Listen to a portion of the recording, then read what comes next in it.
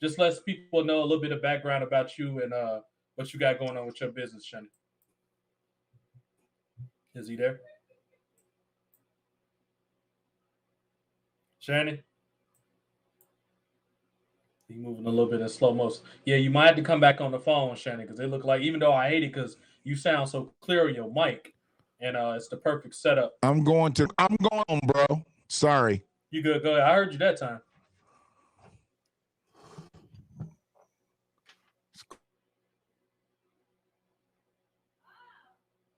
Yeah, Shannon, you might have to load it up on the phone because you cutting in and out or whatever. But I like to use these to connect with other people and let people know what they got going on. Gabby works with me a lot, and with her platform and what she's got going on with her her card readings and spiritual readings, she got that going on. So I try to connect with different people that got different stuff going on or whatever. And Shannon, he's got his business. Um, you there, Shannon? Because we can see you, but we can't hear you. Yeah, he's trying to get it together, y'all. So anybody have any suggestions or if you want to promote your business and do one of these with me in the future, the comment section is open for you to express that there. We already got one person. He said 1 minute. Okay, cool. He just text me. So he gonna get it together, y'all. We're gonna get him back up. In the meantime, thank you, Gabby. Gabby sent the $1 donation in. Thanks, Gabs. We got Missy Bowakin, I believe. That's how you say it in the YouTube chat. It say peace and love family. That may be Shannon's people. If you are, let me know. Give me a yay or nay on what you're doing here. But I created this logo here, and matter of fact, I talk about this a little bit while we're waiting on Shannon. Always market yourself. I call any of these type of episodes when I'm connecting with people, while I'm talking business. I call that big boss moves, and that's something I've learned from listening to Damon Dash and the great Dr. Boyce Watkins. He's a local here from Chicago as well. He does a lot of stuff with businesses and specifically trying to teach the youth how to market and manage their money. So I'm all for things like that because I think a lot of the issues that we have in this country is based off ignorance and people not having the intelligence to really understand what the problem is. And that's just a big issue we have right now in this country. But yeah, we got Shannon back here, like he's coming in on from a different device. Um, I'm not sure why this thing hasn't dropped down yet. Let me see if I can manually take it off the screen. Okay, boom, there we go. And we'll put him up. He's on his phone. There we go. We got him back here, Shannon. And if you're not mic'd up, just try to project as loud as you can if you're not on your mic anymore. All right, let me you good. Let me see where I'm at. Am I good there? Your audio is perfect. Yep, you good. Okay. I'm just because I'm in the space that I normally am. For some reason, Haps just does not work down here real well from the PC. I seem to be okay when I'm on the audio, not audio, but on the mobile. But for some reason, excuse me 1 second. He was. Yep. Frida in the house. Family's in the house here. What's up, Free? What's up, Free? What's up, house, man? Ann Arbor strong up in the building today. What's up, y'all? Y'all representing up in here. I just started an interview right now. I'll text you right after about it. Period. All right. Sorry, I got family coming through here, but am I still good? Yeah, you perfect. Yep, we got your audio. Everything's all good. Yep. Okay. So let the people know what's up, man. How you get started with the business? What it's like up there in Ann Arbor, man? Is it a lot of opportunities for things? What's going on up in there where you at, man? So particularly what business now? Because what I do and what I'm a part of now is a little bit different situation. So if you can be, I'm just trying to be as specific because I'm long-winded, so I don't want to be off course. Oh, you all good. You know what? Okay, let's talk about like just I guess dispensary and shop. Like if you want to start like a brick and mortar type store, is Ann Arbor a good place to do it? Is Michigan with the taxes and all that? Do you think that's feasible for anybody even want to start a business up there? Well, to be a part of the cannabis industry, I think is something that anybody that's thinking about doing something on an entrepreneur level, it's definitely, a good look. You got to research everything. See, I'm not the X's and O's guy out here. So I came in with a particular skill set. And I had a particular um, path that I was looking to take. And that path has been detoured several times over the last several years. So let's just kind of start a little bit with really where I wanted to be. When I first wanted to get into this, my biggest thing for me was to try to help some people. I mean, they were calling it medical marijuana. And we only ever knew weed, trees, hydro, whatever it was. We only knew it as whatever. We never called anything medical. So when medical got thrown into it, now it's of a medicinal state, and we're still talking about cannabis. We're not even really talking about hemp at the time, which I smoke a tremendous amount of, because it's non-psychoactive. And when y'all see me smoking, half the time y'all see me smoking, most of the time you see me smoking is hemp. It's not even cannabis, which has THC in it. Mm-hmm. But hemp gives you incredible qualities, medicinal qualities. So when we start talking about medical marijuana, that side of it, that's really the side that I tried to get into. And the problem with that, when I tried to get into it, and this is before Michigan became legal, the problem was you couldn't find that much hemp around here. So not having a lot of products, so I did have to focus more on the cannabis side. Mm-hmm. And there's some strategic ways to be able to pull the CBD out of cannabis, but there's usually not large enough amounts for it to make a real difference on the medicinal side.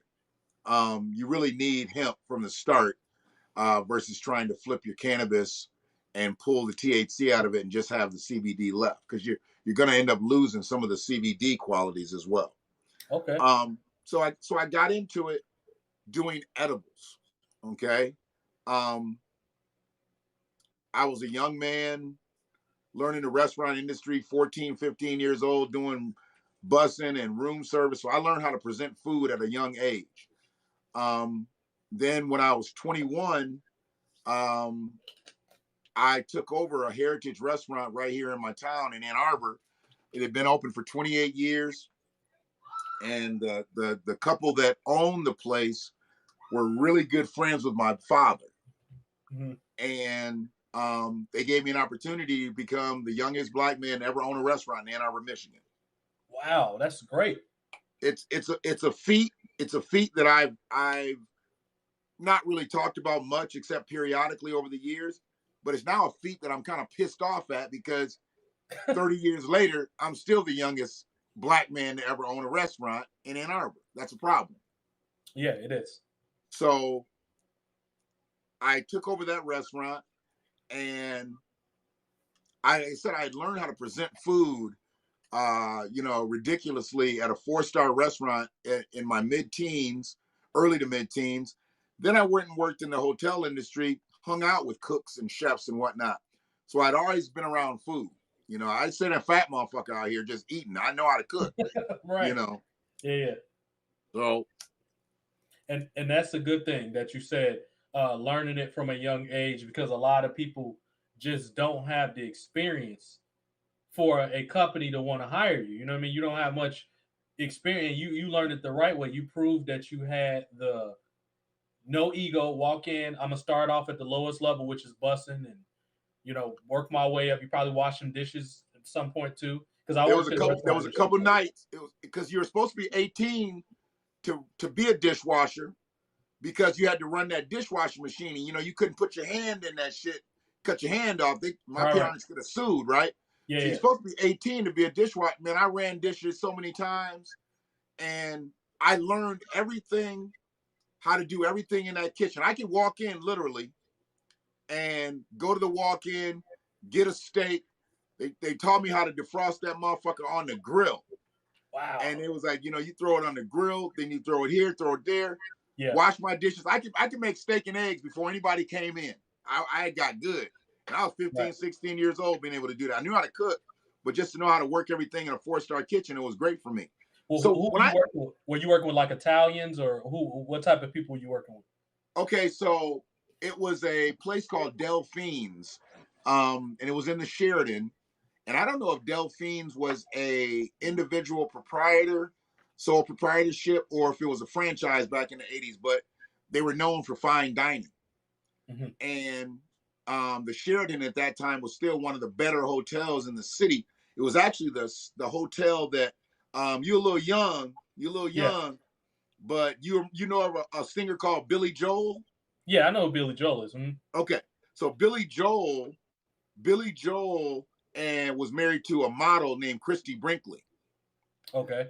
And Christy Brinkley she was the shit, wasn't she? Yeah. Chris, For our time. for our time. She was the chick in the Ferrari that. Yeah. Okay. So you ever see the Lampoon's movies, the Yeah, vacation yeah, movies? yeah, yeah. Remember the red Ferrari? Remember Yeah. the red Oh, Ferrari? that's okay. Yeah, yeah, yeah. Okay. Daydream about while Yeah. he's driving. And Yeah. all Yeah, yeah, yeah, yeah. Okay, I got you. Yeah. That's Billy Joel's ex-wife. Wow. Okay. They used to come. Billy Joel used to perform where Michigan plays basketball every year at Chrysler Arena, and where he stayed was the Sheridan. I had been there about a year and a half, and it was his time to come into town.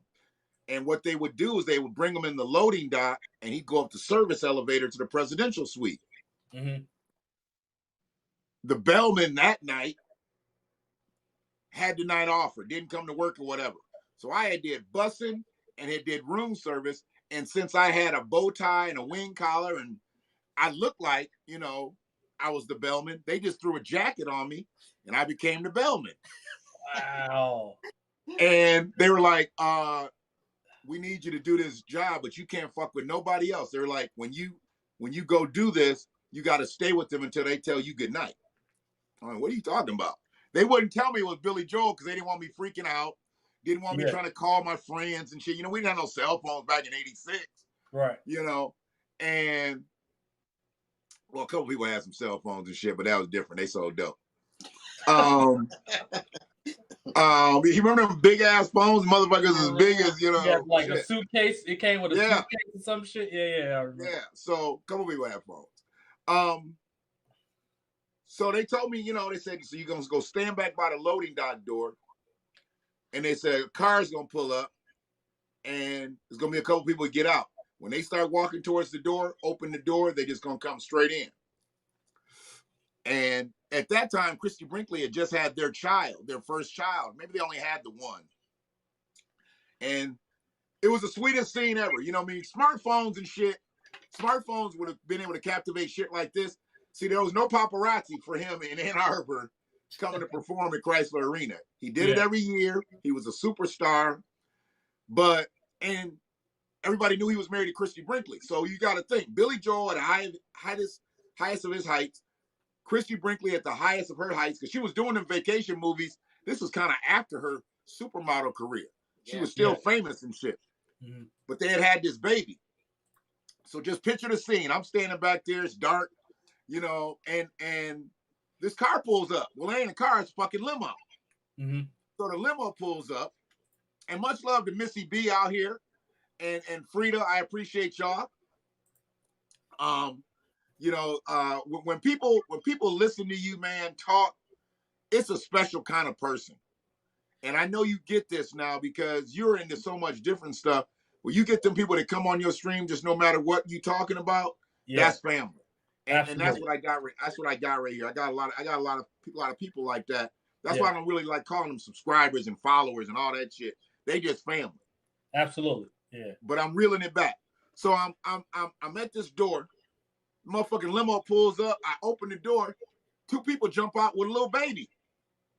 They run in. They got London Fog trench coats on. They got hats on.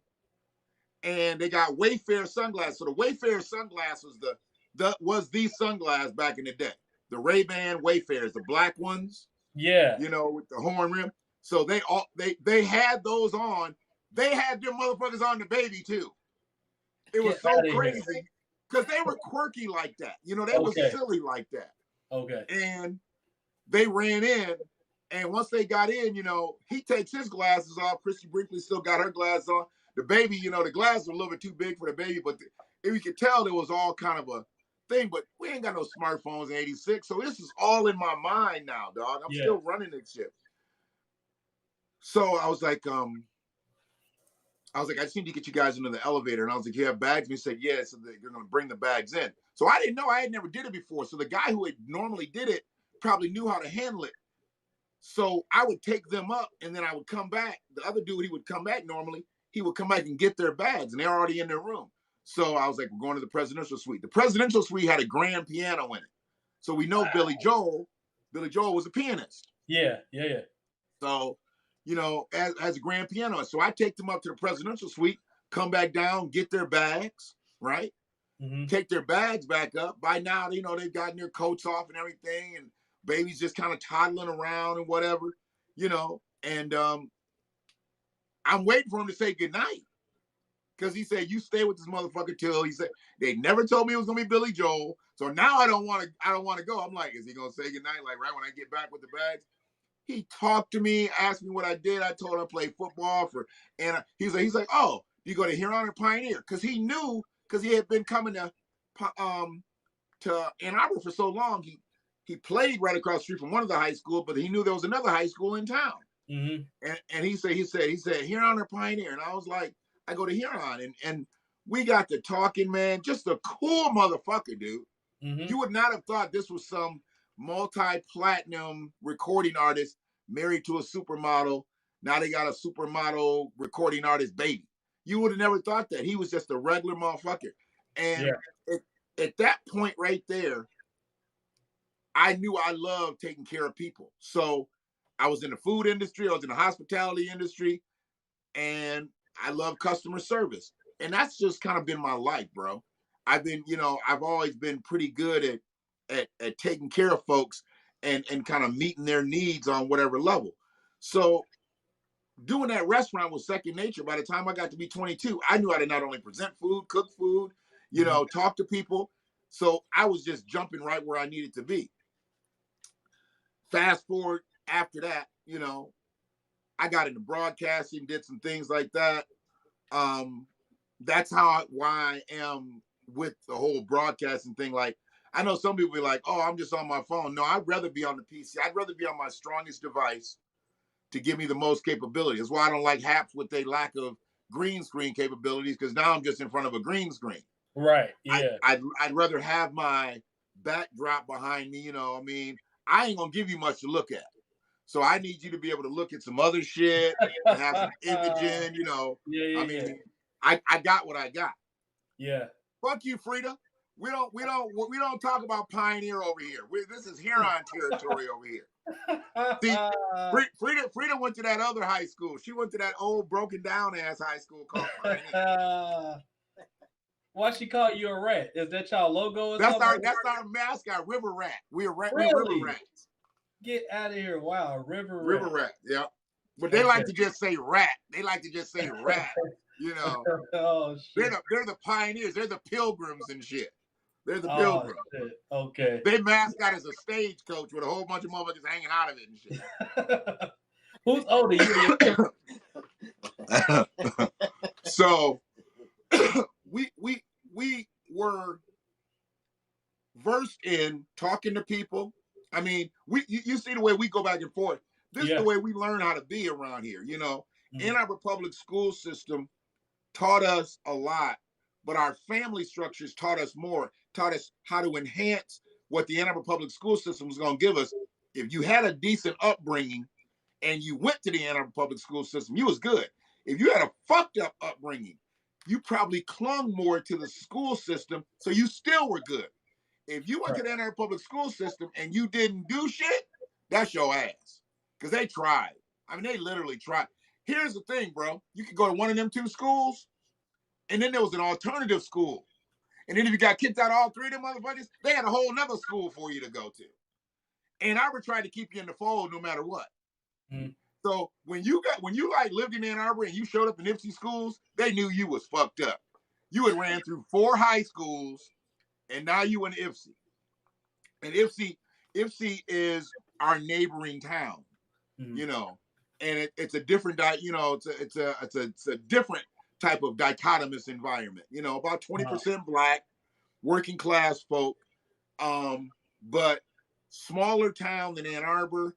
They have a big university. They have Eastern Michigan University. We have University of Michigan, Yeah. 10 miles apart, you know, but Mhm. they put about 12 fans in a football stadium. We put 100,000 every week. Right. So it's a big difference, you know. They've been good in sports before. They've been good in basketball. They've had some qualifying teams. Charlie Batch. And Charlie Batch go to Eastern? Yeah. You sure? I'm positive. I ain't know Charlie Batch went to Eastern. I thought that motherfucker went somewhere else. Charlie Batch, Quarterback. Charlie Batch? I don't know, man. I don't think Charlie Batch went to Eastern, dog. You thinking of Charlie, you thinking of the Twins. Charlie, I don't think Charlie showed up in here until he got with the Lions. Charlie went somewhere else. No, Shannon, he went to Eastern Michigan. He did. Charlie went to Eastern? Yeah. Eastern Michigan, yep. That's our most famous player. Okay, but here's the thing. Charlie wasn't a beast, though, was he, in college? He was decent enough to get into the pros. He was the backup to whoever for Pittsburgh, right? And in the beginning for Cordell Stewart. Was it Cordell Stewart? He was around. He entered the draft in '98. So I think you're right with Cordell Stewart. It might have been Cordell Stewart. Cordell Stewart, yeah. We still hate that motherfucker around here. Well, they sent him to the Bears after a while, so we got the leftovers of Cordell Stewart. He came to the Bears in 2002, I think, some shit like that. Yeah. He was already kind of done. Yeah, because he came to Ann Arbor and pulled some bullshit through that motherfucker. That we all were, man. I left. I'm like, we won because everybody thought we won. At the Pizza Hut and everybody's walking in with long faces. I'm like, what happened? We walking up the steps, man. We walking up the steps. We know we got the fucking game. They on the 30-yard line and shit. Cordell threw an 80-yard fucking 3 seconds left or whatever. And that, rest in peace. God bless the dead. I ain't gonna say nothing negative about Vader now. But that motherfucker, I'm going to say something about Vader then. That non-vertical jump having motherfucker, he missed that damn interception, and Cordell threw the ball goddamn 3 miles, and the motherfucker lands in the motherfuckers whose hands it was. He was from Detroit. It was Westbrook. Oh, my God. Remember Westbrook? I forgot about that. Yeah, Westbrook. And Westbrook, I went and scouted his ass when I was coaching for Huron. They said, go check out their receiver. I think he went to Chadsey or some shit like that. Okay. And ended up in Colorado. I was eating hot dogs by the end of the first quarter. I saw him in warm-ups. I'm like, we're not going to have anything for him anyway. We might as well just run zone. Mm-hmm. He ran warm-ups and scared me. And I'm sitting there with a little dude. He trying to do charts and shit. I'm like, do you see how big he is? We don't have a D-back to guard. And this guy ended up going to Colorado. And sure enough, he caught it. Caught the ball. Then he had a good pro career. Cordell had a good pro. They had a Colorado. They also had old boy Rashad Salam or whatever. Yeah, they had a running back. They had a good team. They had a pretty decent team, but we were supposed to beat their ass. I've never seen anybody run roughshot over any Michigan team like Syracuse. What was it? Fucking Donovan McNabb. Oh my God! Donovan McNabb. TJ. Donovan McNabb came here. Yeah, and ran on us with one shoe. He kept running out of his shoes, and he didn't believe in like taping his shit up. Yeah. So we were like snatching his shoes off, dog. He was running. He was killing us. He had it was over in the first quarter. Yeah. It was over. Donovan McNabb went to high school here. He went to Mount Carmel. He's from Chicago. Yeah. Yeah, he is a Chi-Town guy. He's from Mount Carmel. Yeah. Like New Jersey. Nah, Down. That's right. He's from Chicago. Yep. Yeah. So yeah, I mean, I'm sorry that we get off track, but how. Hey, we do that. It's cool, man. You good? Keep going. So, taking care of people. So I just kind of learned that. Now I fell out of that a little bit. I mean, I guess I did take care of people. When I was in broadcasting, but as a DJ, you just really playing records. Your value is what you playing. Now, whatever my voice sounded like, and however they was able to make my voice sound. That's good, because I had people say, oh, you got a great voice. That's great. But I knew the main reason people listen to me because I was on a jazz station, smooth jazz station. So it was an NAC format. They were just calling in to hear their favorite song. hear their favorite Kenny G song or Boney James song or, Foreplay, Lee Ritenour, whoever. But I knew then too, because I was good with those folks and I got out and started doing like hosting concerts. Then I hosted a couple club events. Mm-hmm. So I learned how to work crowds. So then I felt like I could sell anything. I could do this, I could do that. Then after that, that's when I went into selling cars. Started selling cars. And when I started selling cars, I started making the kind of money where I could do other little businesses, still never fucking with cannabis other than smoking it. Years later, it just comes to the point where they start talking this shit. And I remember having, back in the day, weed brownies. I remember having weed brownies. There literally was weed in them, ground up fucking weed. That's all they did. That's all they did was ground this shit up to like a puree. And they just mixed it in the brownie mix. With butter. And they could try to get rid of it. But I had several gritty ass brownies back in the day. They were not very scrumptious like my fudge brownie. You look in the mirror and your teeth. Oh man, I was like, it looked like I had fucking been chewing Kodiak all goddamn day. So, okay, this brownie, and here's the thing. It was a creeper because back then we weren't smoking 20, 30%. We was only smoking 10 or 11%. So you figure if you grind this shit down, what's really getting you high is the trichomes on the weed. We was smoking a third of the potency of what we smoke now. Then you grind it up. If you didn't decarb the weed the way you're supposed to decarb the weed to activate it, you really didn't get high until long time after. That's why these were creepers, because the activation came in the baking process. Because what you're never supposed to do is bake THC. When I say shit, bake THC over 350 degrees. Well, go look at any goddamn brownie box. It shit says like 425, 400, 375. Right. That's going to cook everything out. But the reason they didn't cook it out back then, because they didn't know how to decarb the weed the right way. So the activation process happened at the same time as the cooking process. So these motherfuckers were basically just novices at it. They were reckless. Right. So if you had some really, really strong weed, the chances of your brownies being stronger, better off. People really weren't talking about keef and trichomes and all that shit back then. It's ground that shit up, stick stones, whatever the fuck was in it. Just threw it in there.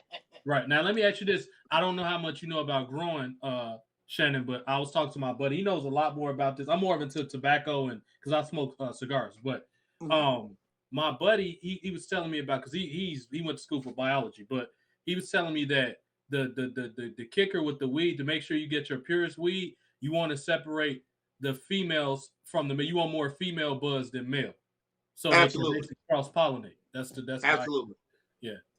Because with the male, you start getting the seeds and shit like that. But go ahead. Right. So, and I do, and I do. And I've had my turns at it, and the brother that's sitting behind the camera, he's had his turns at it. Did you pick your shit up? What? Did you pick your shit up? Did you say you picked something up? I didn't. He couldn't do it. Yeah. So we both had our bouts with growing or cultivating, as we say it in the industry, cultivating. Mm-hmm. So when you're a grower, okay, you can be a grower, but when you become a cultivator, then you're really into your shit. You just got some better likes. But the big thing is, these guys back then, they were just growing trees. They were growing trees. People were not like real botanists in it way back in the day. But the people who were, that's why you had so many people that could get weed, and everybody would want to say, oh, my shit came from Jamaica, or my shit came from what so-and-so. Shit generally came, from somebody's property that, most weed I think I smoked was a Michigan grower. I can't say that I've smoked African Thai and all that shit. And people like to say that shit, but I know. That's all fantastical shit. Right. Well, nobody getting no weed from Africa. You might have got it from an African, right? All right, who drove around in a 535i. Right.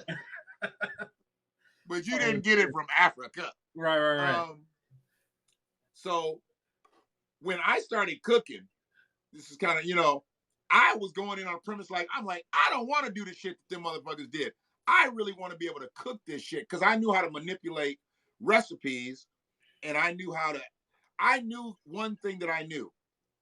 When you cook eggs, you eat eggs? Yeah, I eat eggs. Mm-hmm. Okay, so when you cook your eggs, do you just throw a piece of butter in there and then put your eggs in there and start scrambling, or do you let your butter melt? You got to heat it first. You got to heat the skillet. You got to heat it first, right? Yeah. So when you heat it, then you put the eggs in there and you let the eggs get in there and you let them captivate the butter. Yeah, right. Yeah. Now that's an infusion. The butter gets into the eggs, okay? And then you start stirring them around in there. Now, I'm a motherfucker that can go get a cast iron skillet and I won't leave an egg in that bitch. These rookie ass motherfuckers, they need Teflon, Cephalon, Bygone, Babylon, everything to fucking cook an egg to make the motherfucker not stick. Well, for example, that means you can't cook, motherfucker. Right, like you should be able to cook and roll your shit right out the pan. Right. But if you make like pancakes or like an omelet, you could tell when it's time to flip it or turn it when it starts to bubble. When the top. If you know how to cook. If you know how to cook. Mm-hmm. Go ahead. But a lot of these people don't know how to cook. A lot of people don't understand. if you a minute cooker, because it depends on how high you got your heat or whether you want electric or gas. If you on a pancake, it's half the time of the second side as it is the first side. Right. Half the time. And people don't realize that. That's why they burn their fucking pancakes all the goddamn time. Because once you start seeing the bubbles, you knew that. So you a young motherfucker, but you know some things. I like that. My first 4 jobs was in cooking, so I kind of know a little something. Yeah, go ahead. Oh, you cheated. You cheated, motherfucker. I thought you was just bringing us some. No. I used to work in a restaurant. Okay, so you know this then. You know this. You let that grease get real hot. Yeah. If you want to get them with them cakes with the crunchy edges. Yeah, exactly. Yeah. Exactly. There you go. Or if you do it and you don't let your butter get hot, then you end up with that smooth side. Your pancake, pancake, it look like Gary Coleman's face on different straps. It would be smooth and shit. But what you want, I'm a clown with you tonight, dog. I'm a clown with you tonight. That's what we encourage over here, man. Yeah, we encourage that. And me and Shannon trying to do something every Sunday too, y'all, by the way. Going forward. If he's available, I'm gonna get him on here every Sunday. I'm gonna drag him on here. He can't run from you now. If I got the time, I'm gonna be on because I'm gonna probably be in the studio. Hopefully we can mix it around the time that I'm in the studio, and that'll give me a proper signal. I'll be able to go from the PC, and then we'll get it in for real. Yeah. Peace to my brother Sunday night. Yeah, peace to my brother Sunday night. I saw him in there. Queens I know he ain't on your shit, but I fuck. No, we good. No, Smoke my homie. I'm cool with Smoke. That's my homie. Yeah. Okay, because here's the thing. If we can't build this shit all together, I mean, we got 100 microphones, but we don't have our own platform. Right. We need to be on our own platform. Much respect to Haps. Don't cut us off. We ain't trying to get rid of y'all, but Haps and YouTube and Facebook and Twitter and all of them are eating our talents up. And somebody else getting rich off this shit. Now, we're not in it just for the bread, but how you gonna take my intellectual property, get rich off of it, and not share it with me? Haps does a job at that. Haps shares. They got their program. So that's a beautiful thing.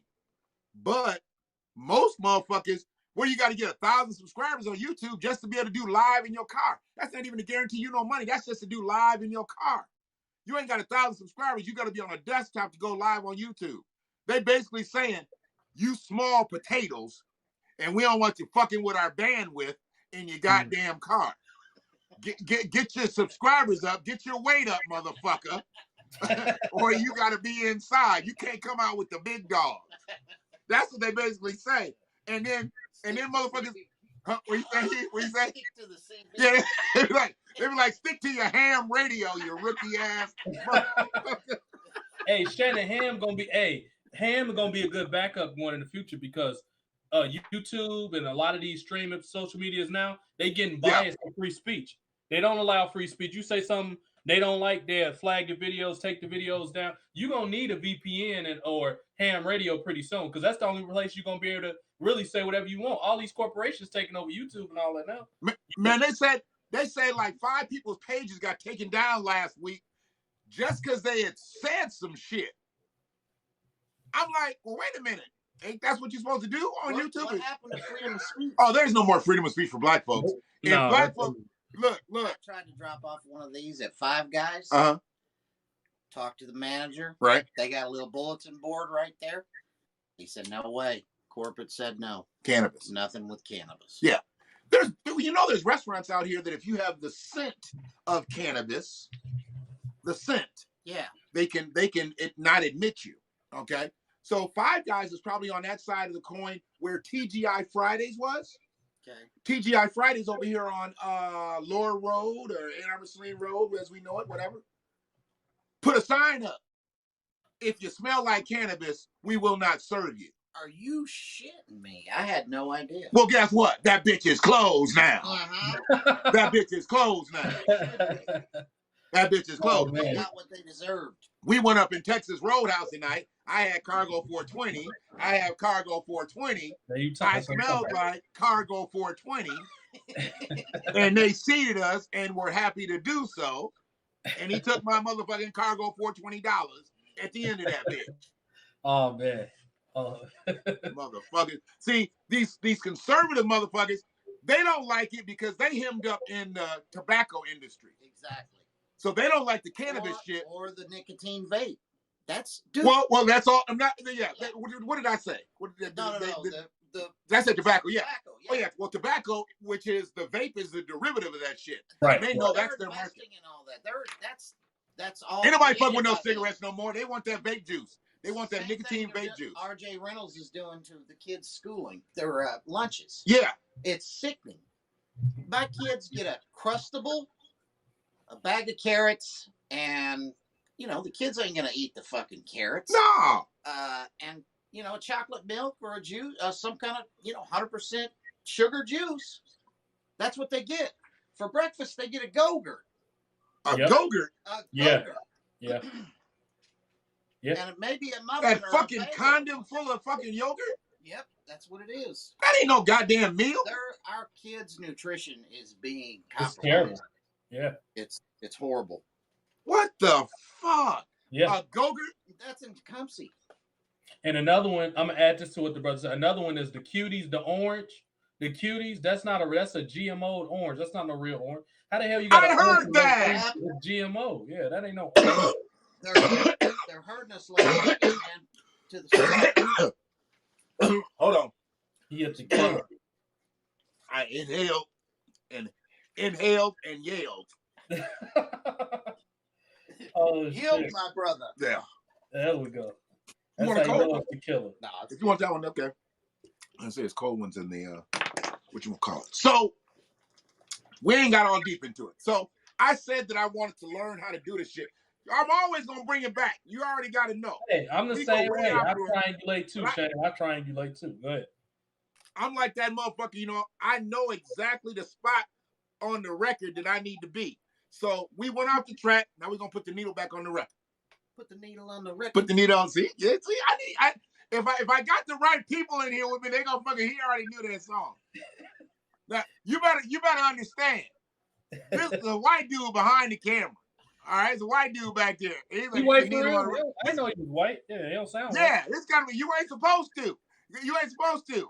Because this is a colored only studio, and I stuck you in here tonight. white. This is late night. This is a blind pig tonight.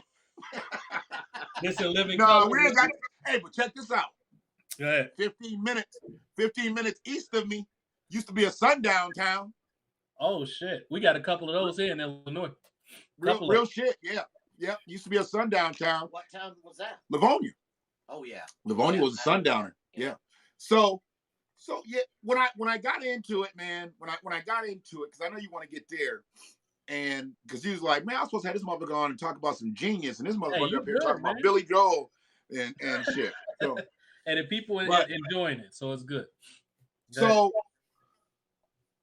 what happened when I first started, I wasn't into growing. I wasn't into none of that. So I was having to get my product from other people. And my product is, butter at the time. It was butter or oil. And, so I needed my cooking oil. If I was going to do edibles, I had to have cooking oil. I had to have butter. So I was buying the shit from anywhere from the illegally open dispensaries, because nobody was licensed yet. There were dispensaries open, but nobody was licensed. They were all operating under what they call the caregiver law. So I would get butter from a certain dispensary. Some days a month, the shit looked damn near like my green screen.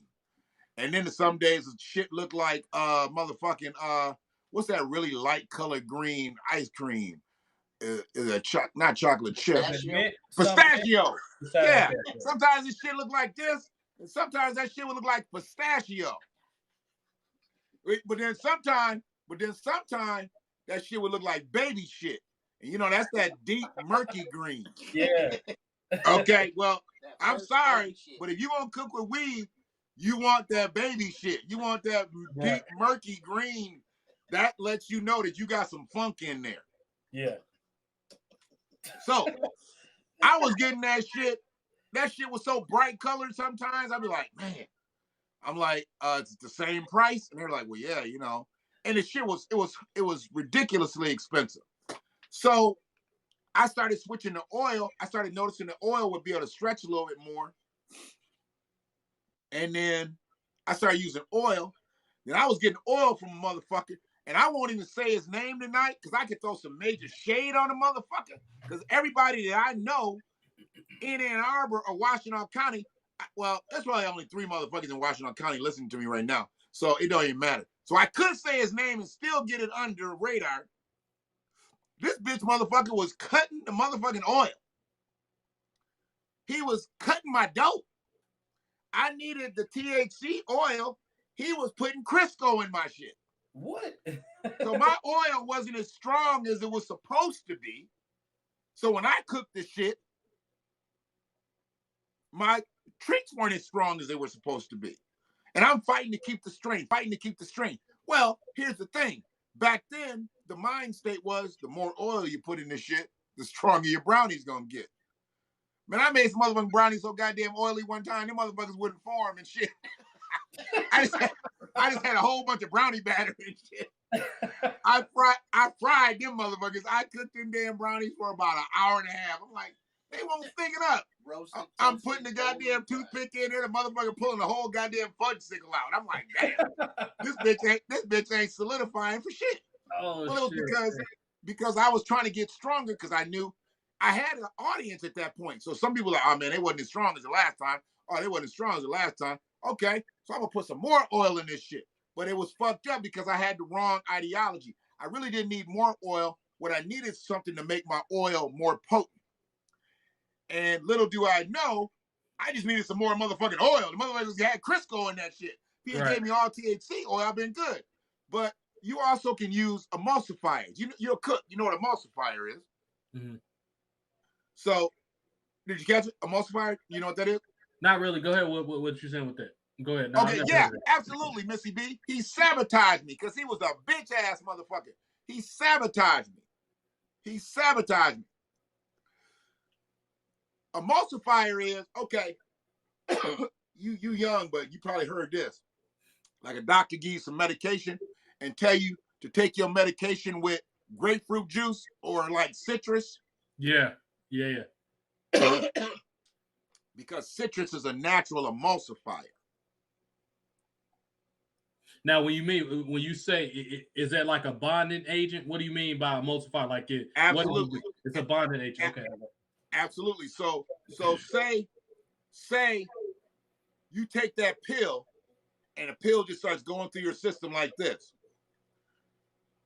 That shit catches an emulsifier, the citrus. Now that shit's like this. You know what I'm saying? It's like this, and that emulsifier hits it and just opens up. So it goes through your bloodstream. That's how medication gets to you. So understand, when you go to the hospital, what are they always trying to give you with your medication? They trying to give you some orange juice or some grapefruit juice. Yeah, some citrus. Yeah. Okay. Because they need that medication to go through there faster. Right. You know, and when they give you like saline solution and shit, that's got a little bit of the same shit that like orange juice and shit has in it to Right. push through your bloodstream. Right. Yeah. And so I started working from a more scientific standpoint versus worrying about how strong the oil was. Let me see what else I can do, because I never wanted to use anything but cannabis. Because there's plenty of motherfuckers out here putting shit in edibles that ain't cannabis. That's a problem. Right. Yeah. That's a big problem. Hell, I knew a motherfucker that was putting Viagra in edibles Oh, and shit shit. out here. Wow. I'm like, dude, that's dangerous. Okay? First and foremost, that's dangerous. Because if a motherfucker eat a brownie and shit, the last thing he want to do is be knocking motherfuckers in the head and shit when he get up and go to the bathroom. he over his homie's house and shit, and everybody watching the game. This motherfucker get up and shit, get to walking by everybody and shit, smacking motherfuckers in the head. Oh shit! You know, like, what's going on here? What the hell is the problem with you, man? Right? This motherfucker's really excited to see this ball game tonight. Oh God shit! damn. So Tom Brady's good, but he ain't that good. like, goddamn. Oh shit! Yeah. So, yeah, but no, there's people out here to just put illicit substances in the shit. And I've only ever wanted to use cannabis because I've never used any other drug. So I don't know what all that shit is about. I've never been a pill guy. I was never a powder guy of any substance. So I really want to stay true to my thing. And remember, I wanted to get into it and do the CBD shit. I wanted to get into it and do not the stuff that made people high. I didn't mind getting high, but I wasn't trying to make people high. But when I found that was the lane I was going to have to go in, I jumped into it. Yeah. So and also, I'm sorry. Go ahead. I'm sorry.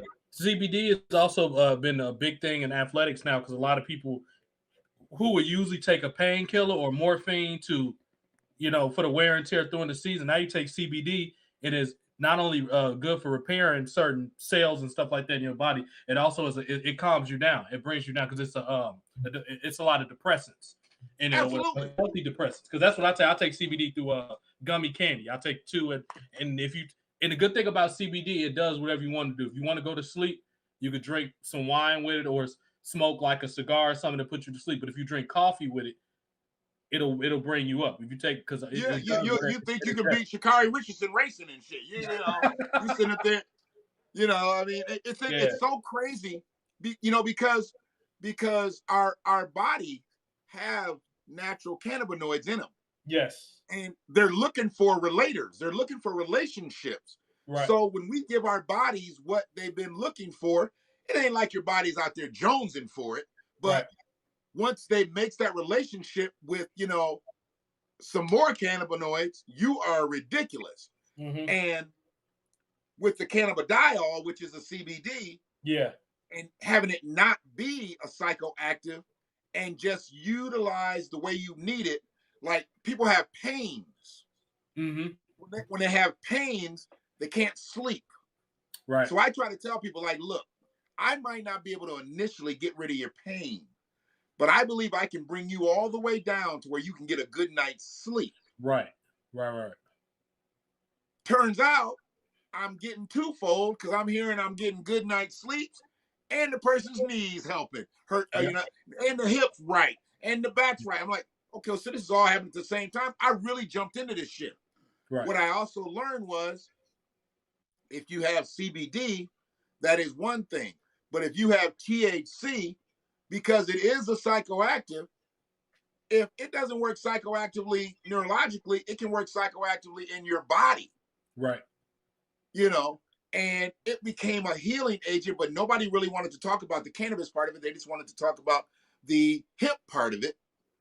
And they'd always say a derivative of cannabis, and then it get shot down, or a derivative of marijuana, and it would get shot down. Who hates this shit really is the pharmaceutical. Pharmaceutical company, yeah.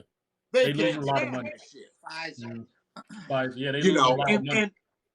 And if they could blow up the company that has the patent on THC and CBD, they would. And do you know who the company is that has the patent on THC and CBD? Mm-mm. United States government. I'm sorry, say it again, white man. United States government. Yes, that makes sense. That's who has the patent on THC. How can you and have the CBD patent on something that grows That's naturally. natural. Yeah, exactly. You can grow it as natural as a head of lettuce. Right. But fuck all that. How you put motherfuckers in jail for something you got the patent to? Yeah. Right. Ain't that If crazy? it's so bad, why would you want to own the patent? Right. Because you know THC was known to make white women listen to jazz music and have sex with saxophonists back in the day. Got to put a stop to that. Got to put a stop to that shit. Can't have that. I mean, that's all you needed to see was a suited and booted saxophonist outside your daughter's window. Running up there. You didn't think nothing about that music he was playing. Like that bitch up there smoking weed. Oh my She God. up there smoking weed and shit. You know. You want to hear something else crazy, Shannon? To add to what we're talking about? Do you know what alkaloids are? Yeah. Okay, so to show you how wicked the government is, they know that black people have more higher stimulated alkaloids because of melanin. Melanin is a very active molecule in your body. So they with alkaloids, they knew if black people get hooked on a certain drug, let's say cocaine, for example, which is it's a race drug. They associate that with black people. So let's take cocaine. They knew pumping more cocaine into black people more often through different medicines and sugar, table sugar. It's considered a Schedule B drug. At one point, it was. It weighed like crack, get you high. You be wired like crack, hyper like crack. So that's why they started taking it out. Refined sugar, they started taking out a lot of stuff. But then black people alkaloids are strong, or people melanated in general, which is blacker people are stronger. You also got the Latino. Anybody with melanin, they have very active alkaloids. So they know it's harder for black people to shake addictions over other people because of that. So they've been very aware of that for a long time, that black people feel highs more intensely, and it's harder to get them off drugs once they're hooked on it. It's because of our alcohol. Right. It's something that's just learned in science. It's been systematic by Republicans and Democrats. Yeah. It's been a plan from the very beginning. I really think it's been since Huey P. Newton. Well, hell, I mean, look. They said, wait a minute. Wait a minute here. Hold there, fella. And I truly believe they flooded the streets with heroin. And they knew who to attack. You got to think, Huey P. Newton and Bobby Seale are neck and neck. But look how they attacked Huey. The whole thing doesn't make sense to me, because you take somebody and you enslave them, and then you figure out a way to keep them enslaved. That's exactly what's happened. Sure. So why though? Why? Profit. And truly, you guys, you think it's just profit. It's not nothing to do with really just there's somebody out there that's just hates black people. Absolutely. I know there is. Okay, so here's the thing. There's plenty of them. Right. So that all came from ignorance.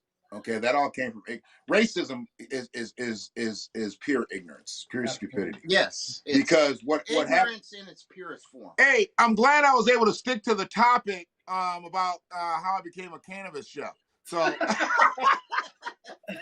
on a second. I gotta say hello to somebody else. What up, Shell? What up, Shell? Missy B, y'all got me laughing. I'm trying to stay on topic here.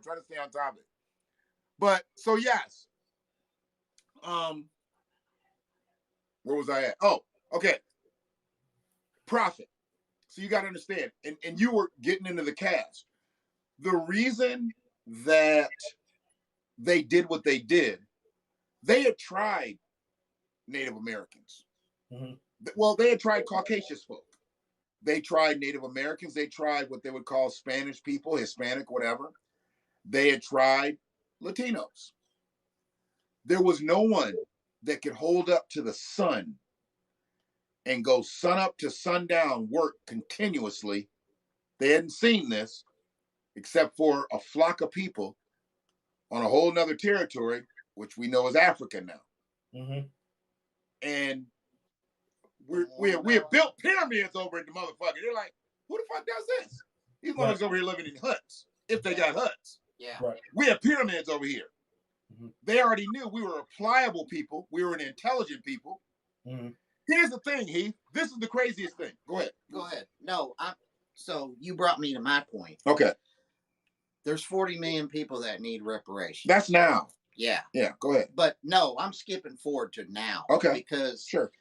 okay, so 40 million people need reparations. Okay. How do you pay for those reparations? Okay. This is the bottom line here. It has to be done. The same way it costs them is the same way they pay them, systemically. Systemically. You can't just give us our just due. It can't be cut and check. There's got to be policy changed. Yes. Legislation, policy, everything. The whole system has to be. But first and foremost, there's got to be a true apology, an acknowledgement of sorts. Because we don't need no motherfucker saying sorry again. I don't need you to say you sorry. Don't need no more streets named after whoever. We just talked about Martin Luther King Boulevard. Yes. We don't need another motherfucking Martin Luther King Boulevard. No. We don't need another Rosa Parks Boulevard. Give Malcolm me a X fucking Boulevard. Check. Right. Give me a fucking check, and you can name. Yeah. You can name it after the whitest. You want to name a street after me? Name it. Pay to the order, motherfucker. Name it, pay to the order Boulevard. Pay to the order of Shannon. Yeah. Right. Absolutely. So the thing is profit. Okay, and I'm gonna sum it up real quick. Heath, we were worth more from 1619 to 1865 as enslaved people. We were worth more than every house, every business, every connection to the railroad system. I said every business, yes, every house. I understand. Okay, exactly. and every connection. You built it. But not only that, we not only built it. Right. We built it. Our ancestors built it. Okay. We hadn't been compensated for it. But building it, we got no credit. And how they paid for it was with us. So we weren't just the laborers. We were the money. Exactly. So we were the money. They exploited your labor to build it and then made you pay them to live in it. Right. Ain't that crazy? Right. Yeah. Yeah, you got it. Exactly. Right. So with that being said, they did 246 years of pure profit. They didn't have to pay a slave. You didn't have to pay a slave. Right. So everything that you earned was profit. Bailed 100 pounds a day, 200 pounds a day, 50 pounds a day, 25 pounds a day. Yeah. 50 and 25 got beat to hell. That 100, what was it supposed to be, like 300 pounds, some crazy number? Yeah. A day. Yeah. If you did anything less than the bogey, you got beat. If you had like a real low number, they beat you to the point where you couldn't work. Yeah. But they still put you out there. Hold on a second. But even that 25 was profit because you didn't pay that motherfucker. It wasn't like you lost on labor costs. Right. Wasn't like he cost you and shit, you know? Yeah. He didn't go on his lunch break and didn't punch out. He didn't get paid. And then we did everything else. We cooked. We tilled the land. See, it wasn't just cotton. It was tobacco. It was farming. It was cooking. We was every kind of smith. Blacksmith, locksmith, this smith, that smith. We was every kind of smith. And they had to watch the white children while their kids were left, to work, I guess. We got their kids prepped to go off to school. And get when we got college, reading every day. Yeah, Yeah. We got brutalized, beaten, murdered if we learned how to read. Right. So you got to understand. So you haven't finished the cast from today. The cast from today, I said, education, there shouldn't be a freedman, and that is a native Black American, a descendant of slavery, a descendant of freedmen. There shouldn't be another one to pay for education. There's not a faction of people that are on this soil that have ever ventured onto this soil that have ever been brutalized, marginalized, raped, murdered. Absolutely. For learning how to read.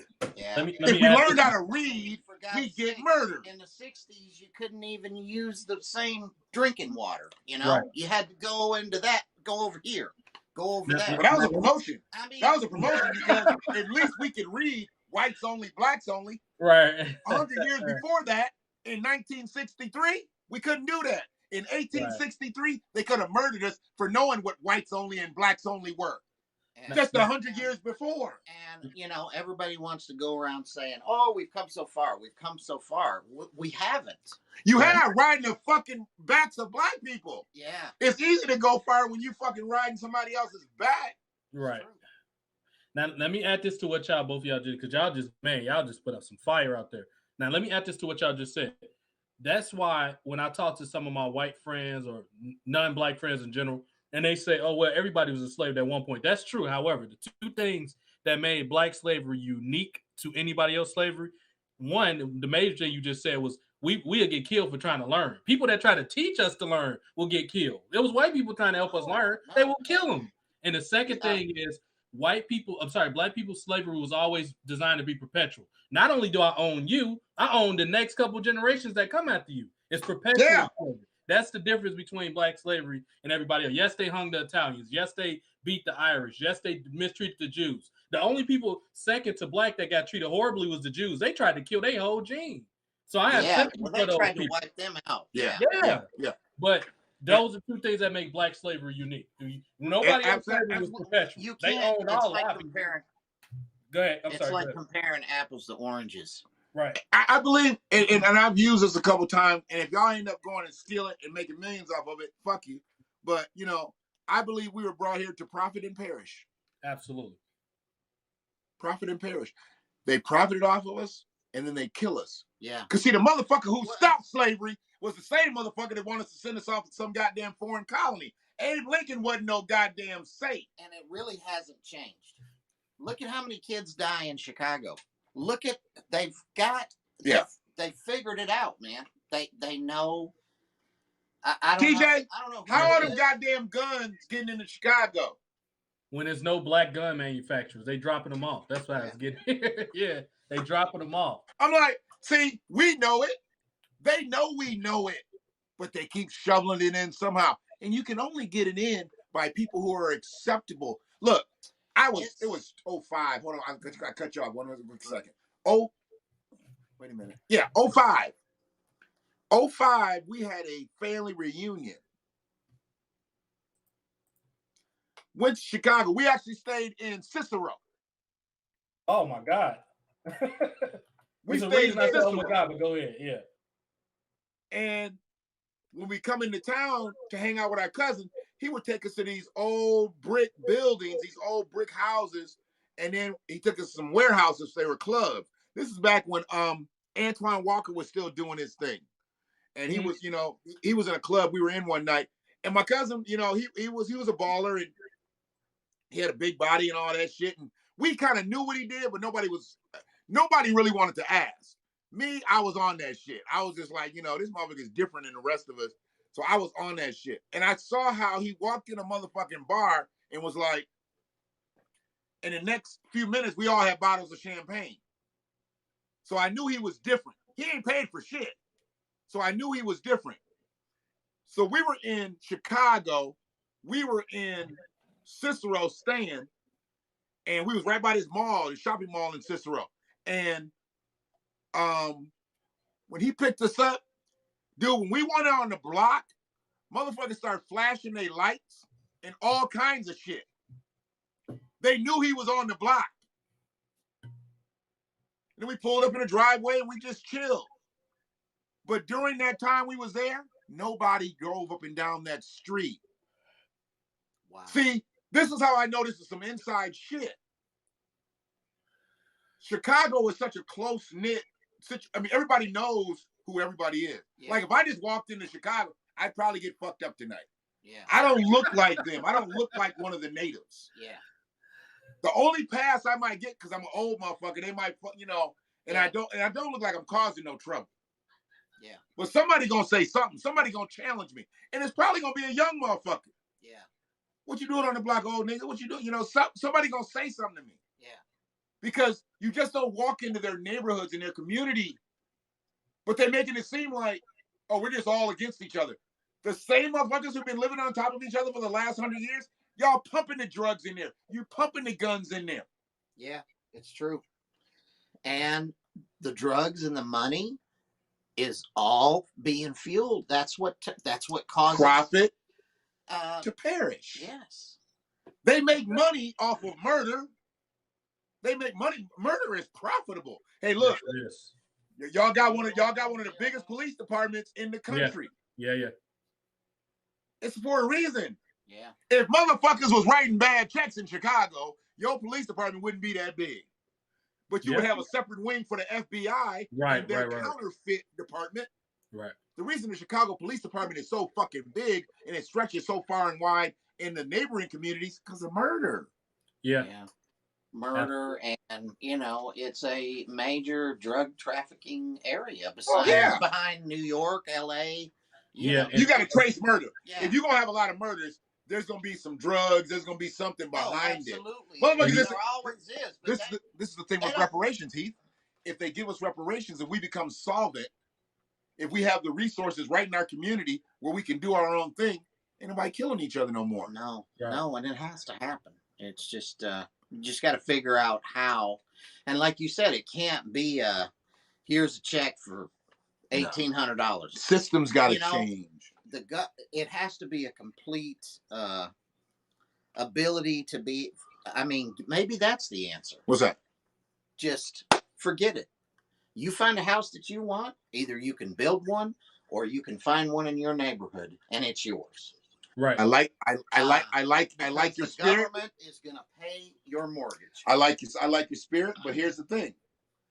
Do I get a deed? Absolutely. I need a deed. Oh, it has to be. I don't need a lease. Yeah.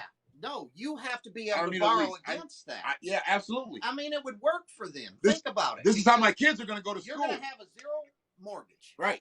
And you can take out a $50,000 line of credit. I know it's going to be hard to sort all that out. And here you got to understand. Do you understand predatory lending? Oh, absolutely. Okay, so if I borrow against my home, I'm not paying any VIG on it because of predatory lending. Because yours is 8%, and the guy next to you is 2%. Exactly. Yeah. So after predatory lending, I don't believe I should be paying interest rate either. They fucked up hundreds of millions of people. We had 800 credit scores getting houses in the 30s, 40s, and 50s, and they had 3 times the interest rate that their neighbor had. That's crazy. Yeah, it was almost like, all right, we got you guys free from slavery. Now, you got to help us. Yeah. Right. And there's nobody even thought about, hey man, you got people that are just coming out of this that have been beaten, watching their fathers and mothers get raped and pillaged, and the trauma. You do know there was reparations after slavery, though, right? Listen, Do you know there was reparations? Yeah, it was 40 acres and a mule jacket. No. There was reparations. The slave owners got paid for losing their slaves. Oh my! Yeah, well, you didn't know that? Yeah, the government, motherfucker. Are you fucking kidding me? TJ. Yeah, you're right. Yeah. The government paid the slave masters. Why was there a war? What did they have to lose? Well, they didn't know they were going to get that. Oh, they wanted to appease them. Oh, since you motherfuckers lost the slaves and lost the war, here's some goddamn money. Shannon, they called it corrective action. Give us that Freedmen's Bank. Give us this property y'all own. They start taking everything from the black people at that point. Listen, I was born in North Carolina. You know that? I know that. I was raised there until I was 6 years old. I know that. 6-year-old boy just got out of kindergarten. Hey, Dad got a job at GM. We're going to Detroit. Right. So my upbringing. A hillbilly kid that talks like Lee's. Hey guys, I had it rough. I'm not gonna lie to you. But here's the thing.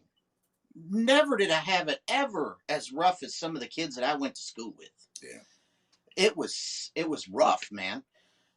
Seeing kids wearing a winter coat that was 2 sizes too small, and you feel bad because you have shit. You know what I mean?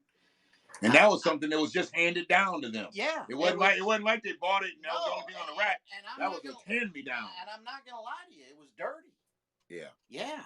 I've seen it, dude. I've seen it all. Well, if you can't afford to go get a coat after a couple of years, you can't even afford to go to the laundromat. Yeah. I mean, you're eating that lunch. You're eating your lunch at school, and then you're fending for yourself for the rest of the day. I used to hear about how my grandmother and other people that did domestic type work and shit, how they would take their clothes, layer it up, roll them up, and when they would have to wash the clothes of the people that they were doing, they could wash their shit too. And then when they had the baskets, they would just tuck their shit in, and they would just see their baskets, and they get somewhere where they could put the clothes back in, and they put them back on their persons and shit, and then they would leave.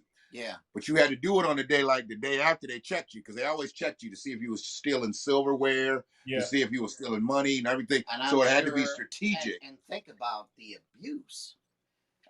You know, Yeah. feeling up people, looking, hey, I got to check you. Well, the husband would just probably mean, just come it home. just- The husband would just come home sometimes. He just felt like he wanted some pussy.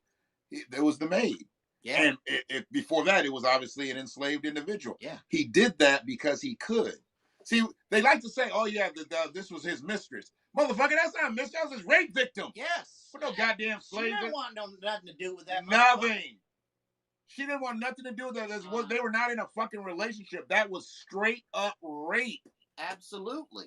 You know, and she's and in the middle that of doing her job. That and here he transcended. comes. That transcended into post-slavery when you had a bunch of domestics, and the only way that woman could generally keep her job was to let the husband come home and hit that. Yeah. Right. You know, I mean, Yeah. it was crazy. It was one of those things. Yeah. White people need. And what was that about infusing brownies? White people need to wake up. They do. I was wearing clothes from the 70s during my first few years in elementary school. I get it. I get it. Yeah. I get Brian's a Southerner, by the way, too. He's from Texas. So. Oh, okay. He's a cool brother. Yeah, Brian's from Texas. Okay. My Thai white brother. So you would ask me, did I work? And I'm going back to come forward. The people that I worked with in food service when I grew up were generally all white. I've never really liked this feat either, because I know some people like this feat, and you've met some people like this. I've never liked being the only Negro in the room, TJ. And I know that some people like to be that. Some people like to be that guy, to be the only black guy around, you know, and he can be the cool guy. He can be this, he can be that.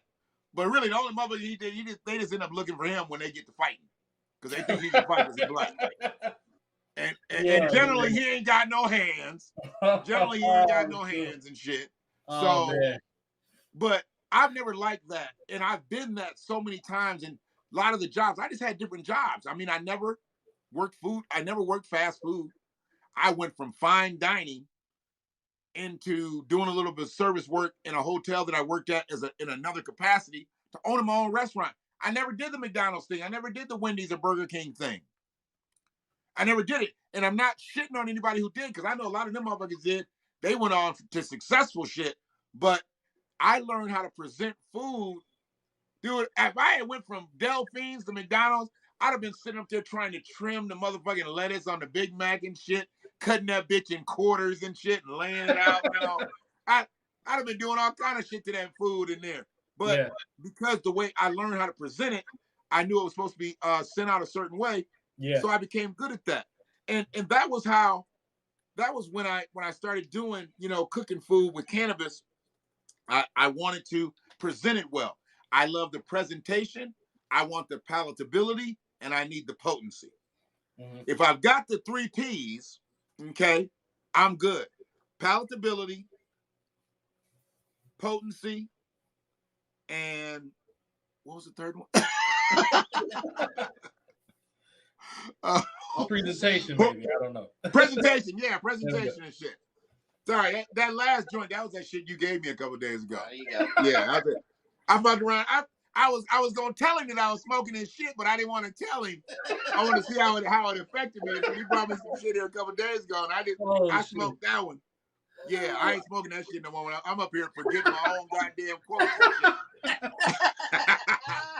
Yeah, Martin Luther King up there sitting me. Martin be like, I forget like, nigga, what did he say? What did I have? Heartburn? Like, nigga, I ain't said a heartburn. Oh shit. I had heartburn. Oh, okay, so the presentation part. So the presentation, palatability, and potency. Potency became easy as I got decent product. And I'm fast forwarding a lot of this shit, because I went through them bad times when motherfucker was cutting my shit, or I just had weak product even coming from dispensaries. I had to figure out how to make my own shit. That's how I got to where I am now. That's how I made it to poverty.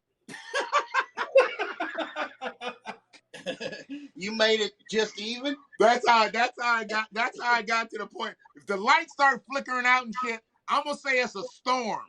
But it's probably because I didn't check that DTE bill. So if they get the flickering and shit, we're gonna say it was a storm that came and shit. But I'll call DTE in a minute. You know, see if it was Latimer Edison, we wouldn't get cut off. We had a black man in front, but since it's just Detroit Edison, you know, he gonna put Thomas Edison did not create the motherfucking lights. Lewis Latimer did. Right. You know that? You know who Lewis Latimer is? Yeah, I know. Okay. Yeah. But Lewis ain't nowhere on the lights. Thomas Edison stole it all. Stole it all. Yeah. Stole it all. You know. And we his kid hit all of his kids and his generational wealth. Mm-hmm. All of them thank him every day. Every fucking day. Thank you for stealing it. Every day. And Lewis Latimer's people is somewhere waiting for their check. Right. It's bullshit. Yeah. So when I started making my own product, that was where I saw several things change. Because I just had to trust me at that point. I just had to trust my skills. And the better the product that I got, the better cannabis, the better hemp that I got to be able to make the CBD, the better off I was. And I never wanted to get to a point anymore, because what hurt me the most was bad product and no product. We went through droughts. You know, everybody wanted to start growing and shit, you know, 16, 17, 18. And I was expecting windfalls of just trim, because I really didn't want the cannabis, because I was trying to do it myself, but I wasn't yielding enough to use the trim to keep me going. So I had to go from other sources. And then I started dealing with motherfuckers that give me bunk. They bring me shit in a turkey bag and look good. Then they bring me the shit like in a black garbage bag. I'm like, oh, okay, here come the bullshit. You know, when I can't see it and shit right off and shit, you know, there's a problem already. You know, the shit supposed to be in a turkey bag. I'm supposed to be able to see the shit when you walk in. Cancel Christmas. Right, here come this motherfucker. And I pour it out, and motherfucking cigarette butts and tampon rollers and all kind of shit in the motherfucker. I'm like, did you pull this shit out of your trash can, dog? And, you know, I mean, just see all kinds of shit. And that wasn't the shit that was supposed to come from the trimmer or that came from the trim room. These motherfuckers were literally going to people's grow houses, and they were like, hey, man, you got any trim? Oh, man, we threw that shit away. And they would just pull the bag. So I said, fuck it. I can't deal with those kind of people anymore. Then I started dealing with people that weren't doing anything with their stuff, and it was just sitting. And I was like, hey, I'll get it. And then all of a sudden, once they saw that, here's the thing. This is where the white supremacy comes in, because all these motherfuckers was white. I didn't know any black growers at the time. Motherfucker went from like 150, 200 a pound. That motherfucker started getting up like 600, 700 a pound. For the trim. For the trim. Yeah. Because he saw I was making a profit in it. Now he gonna make a profit in it. Bitch, you was just throwing this shit away. Exactly. It was just your trash. Because they would snip the shit off and it would go into a big bin, and then they put it into a compost bag, and they'd sit the shit on the fucking curb, TJ. Wow. It would go out with the fucking grass clippings. Wow. And that's the best way to do it, because the trash man ain't opening that shit up saying, oh, this ain't grass clippings, this is marijuana. We're not taking it. They see that fucking bag, they pick it up, they throw it in the truck. Yeah. So that's how they was getting rid of their trim back in the day, before wax, before all this shit came along. If they didn't have motherfuckers like straight up needed their shit for edibles, trash, bro. Trash. I offer them money for it. I start them at 100, 150. Them motherfuckers started getting up to 600. I'm like, that's a third of what you asking for the flower. Mm-hmm. But you was just throwing the shit away. So that was a way to derail me too. So then I had to find people with my interests at heart. They had no interest in keeping the trim, but I could do something for them and they could do something for me. And that's when I really started dealing with people that just farmed. I needed to deal with people that just farmed, not retailers, not resellers. Right. In any way. Go to the horse's mouth instead of the horse's ass. You know what I mean? Period. Yeah. Period. Absolutely. And once that happened, then I was good, because I wasn't getting something for nothing. I wasn't paying too much for something and getting nothing. I had somebody who needed something from me. I needed something from them. Partnership born. There you go. There you go. That's awesome. So how long? So, how long has a Cargo 420 been around? So Cargo 420 has been around for 3 years now. It's been around for 3 years, and they've built a brand in Oakland. You know the counties out here? Oakland, Wayne, Macomb. No. Nope. So that's surrounding of Detroit areas. They've got a foothold. I like using that term and me being involved in some shit. So, I'm not an employee or anything. I'm just an ambassador for Cargo 420. I got the Cargo 420 hat. I got the Cargo 420 shirt, but really, I'm not a employee of Cargo 420. But if you ever see any edibles on cargo420.com called Awesome, I know the chef. Sounds like a plan. So Cargo 420 built this thing in Wayne, Oakland, and Macomb County, and decided to move it west to Washtenaw County. And I am not the biggest. I mean, I'm big, but I'm not, I'm not the biggest. But my edible brand has hit every part of this state, Upper Peninsula and everything. So people knew who I was enough to come get me to bring me to Cargo 420 2.5 years ago. They were about 6 months in 18.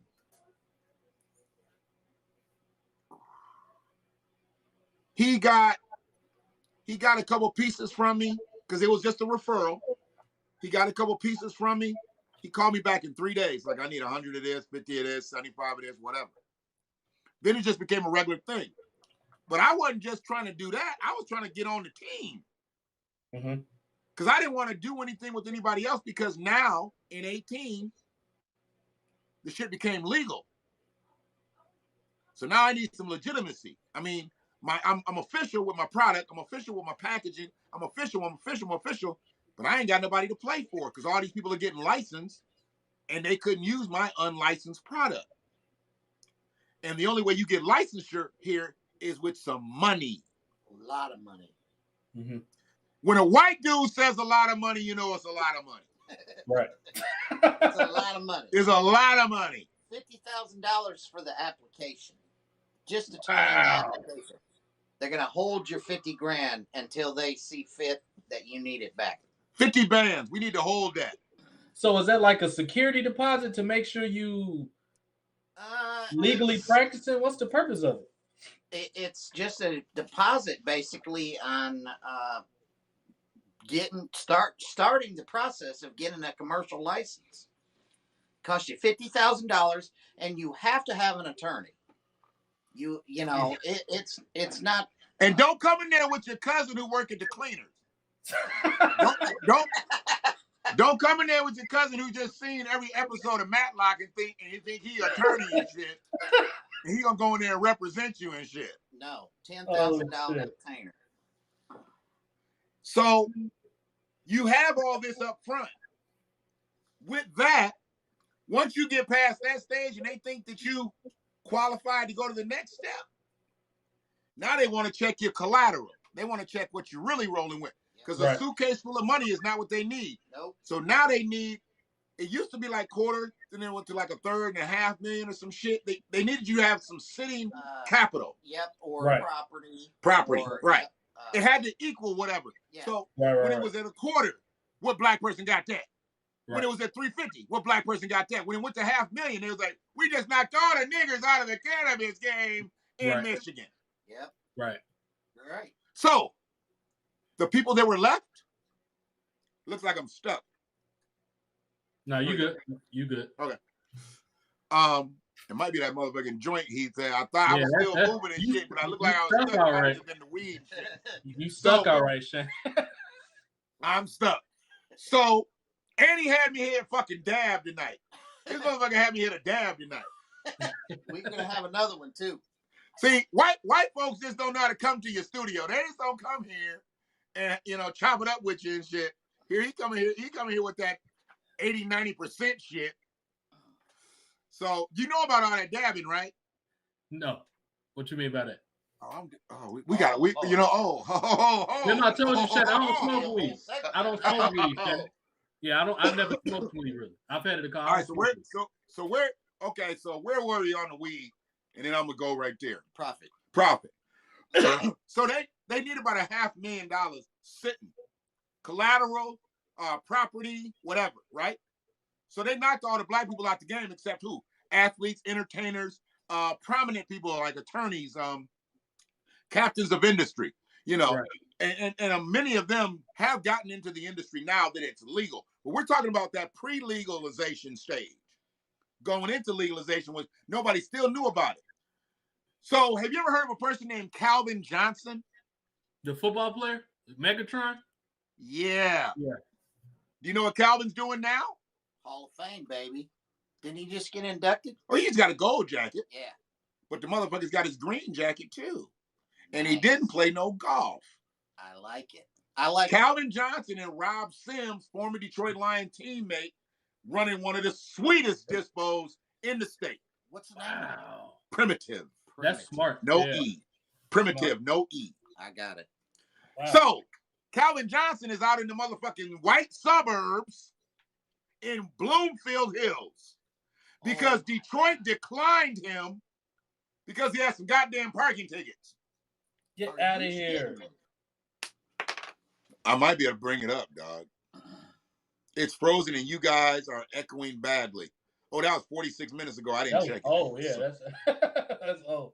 That's Hapshaw. That ain't us. Me and Shannon got the top of the line shit. I got the Blue Yeti mic with the headphones.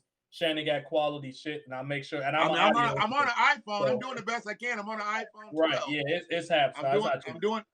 I'm doing the best I can. If I'd have got my mean- reparations, I could have got that good camera, but I ain't getting no Right. reparations. Nah, you So, good. 'Cause I I can just control got the a sound through my headphones. You good on my end. I just got gotta a be regular happy. old 12.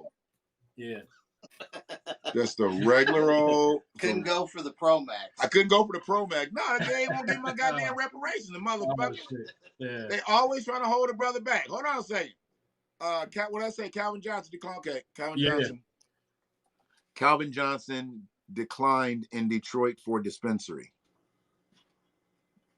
Let's see. Bam! Ex-Lion Calvin Johnson wants to dabble in Michigan marijuana. Former Detroit Lions. Okay, yeah. Former Detroit Lions Calvin Johnson. So now he ain't even former Detroit Lions superstar Calvin Megatron. He now just Calvin Johnson. Yeah. And Rob Sims were hoping, two motherfucking multimillionaires to get into Michigan's fledgling marijuana industry. But the Michigan Medical Licensing Board dashed those hopes Friday when it denied pre-qualification status for their venture, including a Michigan dispensary, a grow operation, and a marijuana processing facility. Football players are increasingly turning to marijuana to help with the pain they live with as a result of the crushing hits that they sustained during their careers. One player, tight end Martellus Bennett, who retired last year from the NFL after 10 seasons with the New England Patriots, said in a podcast, got to hit the joint. Go. Yes, indeed. Podcast, not on CNN, not on ESPN, not on Fox Sports. Podcast. This is the wave, baby. This is the wave. Oh, It it's is. happening right now. Podcast earlier this year that more than 80% of NFL players indulge in pot. See how they try to ghetto-fy it? Pot. Pot. Now it's pot. Now it's pot. It was medical marijuana at the top of the shit. Now it's pot. Okay, pot to help with the aches. And now some of them are trying to get into the business. These are multi-millionaires. And some of them are trying to get into the business. Some of these niggers are trying to fuck with the weed. Trying to fuck with that white man's money. Yeah. Oh, shit. So there is a great interest because of the head injuries. And there are a number of football players looking into the research with cannabis and oils, the impact it might have on brain injuries, said John Truscott, a spokesman for Johnson. And there are a lot of professional athletes who are interested in the business as they look at 20 years down the road and how it may impact them. The reason for the denial, in part, were a couple of minor traffic tickets that Johnson got while visiting family in Georgia and hadn't taken care of them. The motherfucking tickets ain't even in Michigan. ain't even Michigan. Wait a minute, but they did get him. They did get him when he got double parking tickets because his Lamborghini was sitting outside of a building. So the fucking ticket agent had the balls to give him he has to double park the Lamborghini. You can't park a Lamborghini, parallel park that bitch and expect somebody to be right up against it. Man. You have to double park it. They gave him a ticket. Calvin probably didn't fucking know. So yeah, well, of course. these tickets were for in Georgia because they came up and they said it was Michigan. Okay. Hadn't taken care of before submitting his application. For Sims, the issues was problems with some homes with the S, nigga. Homes. He owns in Dearborn. So he had a problem with some houses. We already know he got the real estate, so we got the collateral. So he got the money. Hell yeah. He got the establishment. Didn't he have like a $60 million contract? Come on, man. Come on, man. Yeah. They denied these cats because of some issues with real estate ventures outside of the cannabis industry, traffic ticket ventures, not at a dispensary. Just denied them. Well, I mean, that just shows you how deep they look. Yeah. With a microscope up Referring to Johnson's tickets, board member Donald Bailey, a retired Michigan State police officer who has voted to deny many licenses, said one is 9 years old and one is 4 years old, and there are warrants out. What? Who the fuck is going to stop Calvin Johnson? You know how many times police were probably behind Calvin Johnson's car? Hey, man, that's Megatron's shit. Oh, they didn't stop him. No. You're not. There's fucking parking tickets, dude. So I can't believe that. They're minor, maybe even meaningless, but the problem is their response, noting that Johnson hadn't disclosed the tickets in the marijuana license application. I'm surprised he even stayed in the state. He didn't move. His roots are here, California, man. His roots are here. I mean, he could have went. Well, they just blatantly said. But no. this is the industry to get into. Why go out to a tapped out industry? California's tapped out. That's true. Colorado's tapped out. Vegas is on its way. Michigan it was fledgling. See, they don't want black people to be a part of fledgling businesses. No. That's why they start talking up real estate in these last several years, really last 20, 30 years for black people to get involved in it. All these goddamn houses are maxed out, lost their value. Now they're coming back again. People have been made millionaires and billionaires off of the shit they want us to buy now at a high-ass price and then try to rent it out to tenants and do this and do that.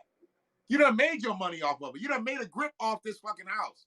How much fucking blood are you going to squeeze out of this turnip? Yeah. Well, it all boils down to, listen, you know I got into life insurance. I ain't even looking at the chat. How's it going, Ethics Radio? Ethics Radio is a YouTube. They in here. Brother Antoine, what up, though? Yeah. Antoine, you Chicago, ain't you? Ain't Antoine Chicago? Or no, Chicago, Antoine? He's either Chicago or he's Minnesota. He's somewhere around there. Okay, he Midwest. Shout out to the Midwest. We up in here, man. He's somewhere around there.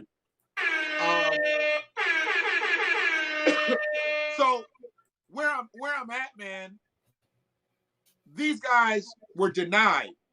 How the fuck was I gonna get a shot? Never.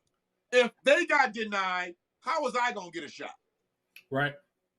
So knowing that, I had to just find my lane, and my lane was culinary. Now, I done skipped over the fact that I done had a delivery service before, and I was doing my own thing, but the main thing was just to push my edibles out there. But if you're going to have a delivery service, you can't just have edibles. Right. Mother came call and say, hey, man, let me get an eighth of that chocolate thunder. Oh, all I got is edibles. Oh, okay.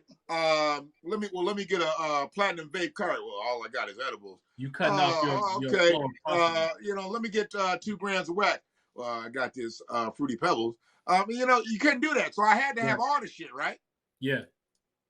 Stocking all that shit is a little draining when you ain't selling all that shit. Right. So I had dead inventory. Dead inventory is dead money. And then everybody's sitting around looking at me like, look, motherfucker, we can't eat these edibles. you know, Right. you can eat them because you get high, but we need some regular meat and potatoes around this bitch. Right. So, and much love to my girl, because my girl has like really held it down through like some really fucked up times. And I owe a lot to her just based on the fact, she deals with me.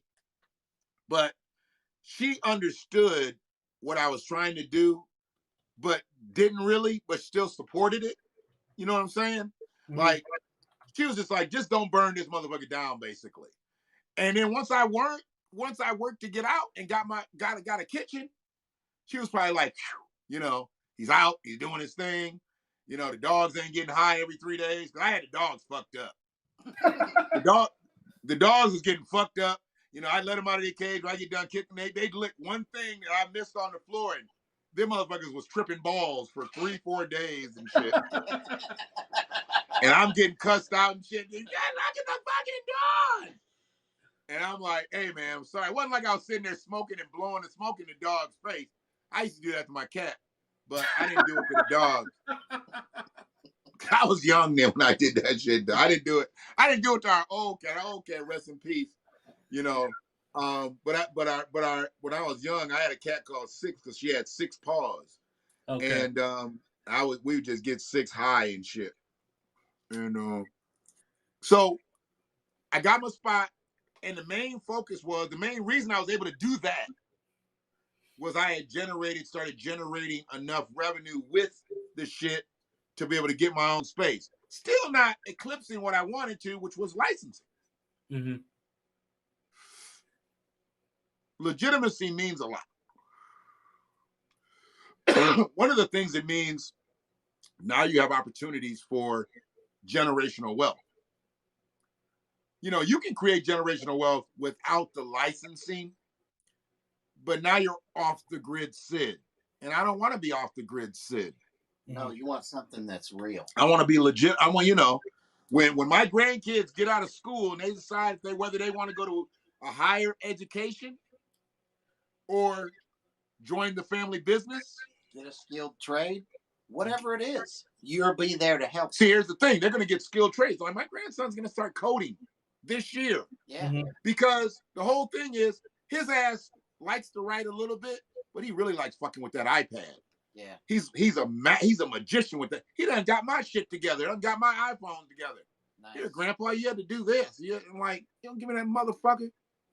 But he's smart and shit, man. He's really, really smart. Yeah, I'm not going to slow that down. Yeah. I'm not going to slow that. And no, you're going to feed that. I'm going to feed that. And he's built like a truck. So all he wants to do now is talk about sports and shit. No, that's enough time for that. There's enough time. Right. Let's get that noodle working up here. Right. Let's get that noodle working. Before it gets all CTE'd up and shit. Right.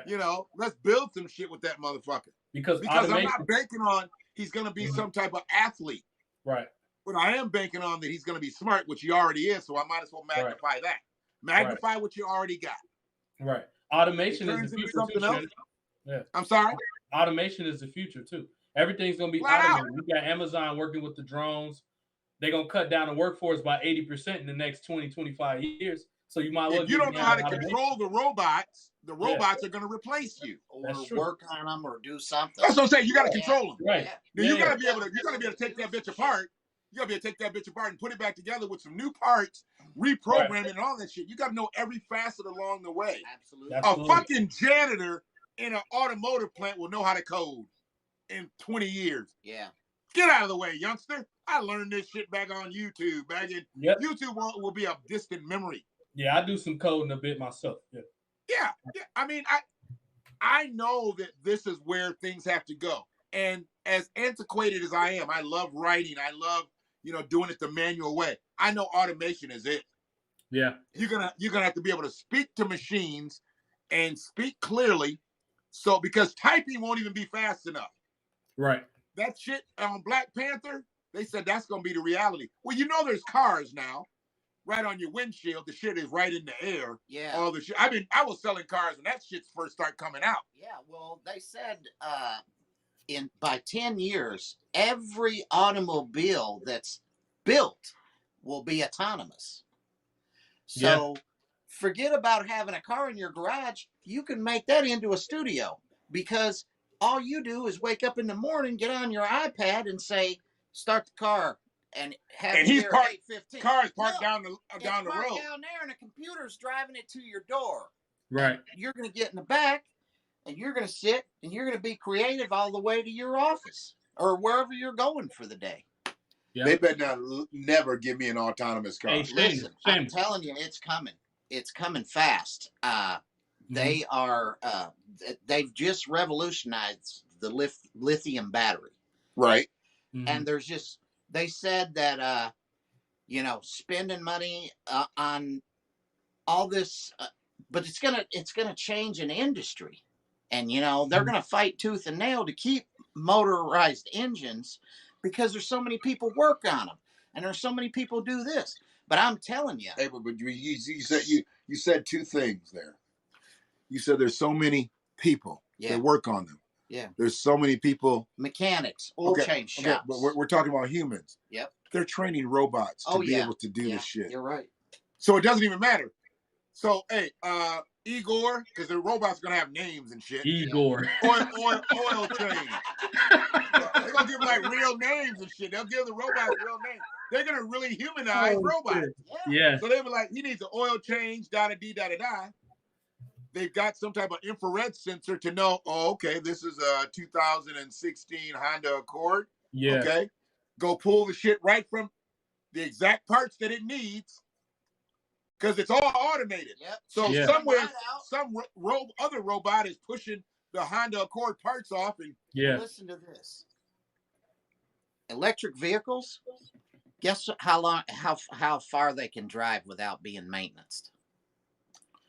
okay, so you're talking about total 100. distance or on a trip. 100,000 miles you can Yeah. put on. That sounds about right. Yeah. So wait a minute. So you ain't got to get oil changes? You and ain't shit got on a them bitches? shit. You ain't got nothing. It's gas has got nothing to do with it. It's running on a battery, and they Right. got these cars running 200 miles an hour now.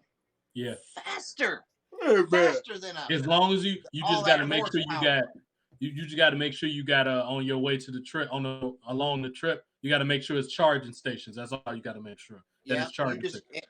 and it'll drive it right to that. It'll Yeah. know. Have they got low the on- batteries yet where, like, say you're running low and you know how, like, big trucks had that extra extended tank? Have they got the batteries to know where it can go to a secondary battery and just get you that extra Well, that's 50? just it. Is basically the whole bottom of the car is batteries. Got it. So when one's going low, it just goes to the next one. Got it. And then when you get a certain amount, Get your ass to a charger.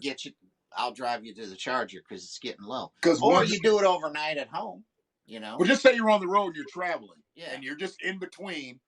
Oh yeah. Right now, all the way up north, you can find them. All the You way. got a lot of charging stations by you, TJ?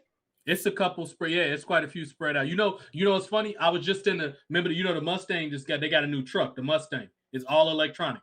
I was just in that a few weeks ago. That one that looks kind of like the Porsche. Yep. Kind of Yeah. looks like the. Yeah, It it don't got look that like a sleek. Mustang. No, it don't look like a Mustang. Not at all. No, They call it a truck. it's a truck. Yeah, they classify it as a truck. Like It a just came crossover out this type year. shit. I see like an SUV or something. Yeah, because it's got like a hatch type of shit on it. Yeah, it does. And I was like, it's got a horse. Yeah. It looks almost like a little Bronco or something. Like a little Bronco, or even like it was more rounded, like a Carrera, or whatever that Panorama, Yeah. whatever. It just came out this year. It just came out, and So- they can self-drive themselves. All a thing just come up, and I was in one. It just come up and tell you can't keep your hands off the wheels too long, even though it's still a drive itself. Or what? Because what it does is it uses the lines that's painted on the ground. It has a sensor that reads the lines. Yep. So the only thing that's kind of difficult is like very complex. They really designed to be driven on the expressway, because complex turns they're not quite there yet with commuters. They're goddamn commuters. Yeah, they're not there quite yet, but it's coming. I'm telling you. you. Yeah, it's definitely coming. It's definitely coming. Drilling for oil, all that stuff. They've drug it out way longer than they needed to. Right. GM had an electric car in the 80s that was fucking awesome. Mm-hmm. Guess what? ExxonMobil decided, We No, ain't no, letting no, no, we ain't no. letting that get off the Man, I'm ground. sick of money. I'm sick of money and greed in this country. They, make us scurry like rats. Well, we need people. We need people to think more like you, and to be because profit. Profit. I never realized how broke I was till I started selling insurance. Yeah. There's $7 trillion in life insurance that every day the wealth is changing hands. $7 trillion. $7 trillion in assets in insurance. So, Shannon, if you die tomorrow, let's just say your kids let's just say you got $100,000 policy, Right. So you split that amongst your children, right? Right. If you got 4, that's 25 grand each. Well, the biggest thing in Michigan right now is mortgage protection. Okay. When the banks stopped offering mortgage protection, which if you die, it pays off your mortgage, it created a whole new industry 10 years ago, like in 2000. I forget when they did it. But anyway, forget the bank's money. Right. Build your own money. Right.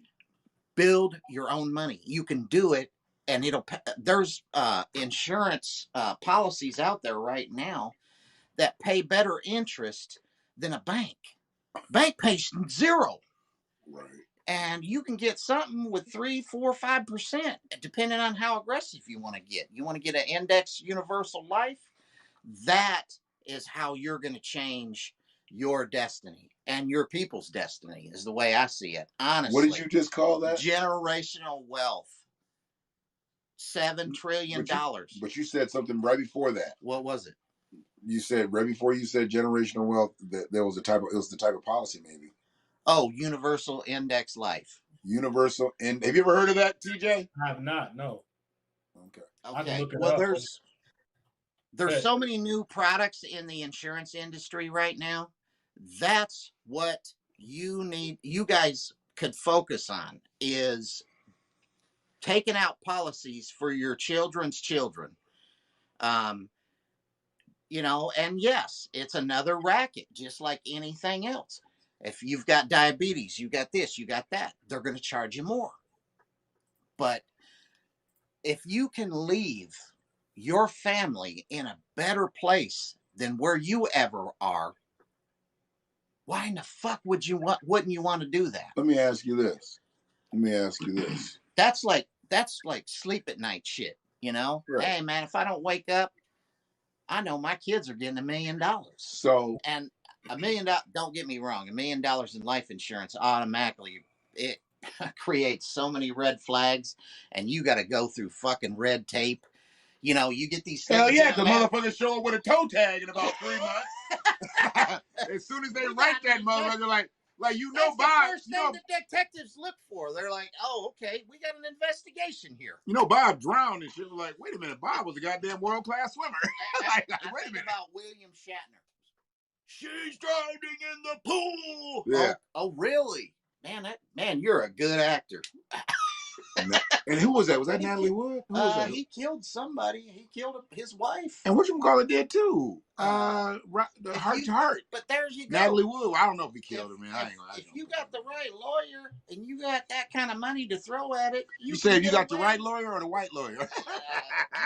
You can get away with murder, literally. But who else was the mother? Phil Spector. Didn't he get away with it? Didn't Phil Spector get away with murder? Yep.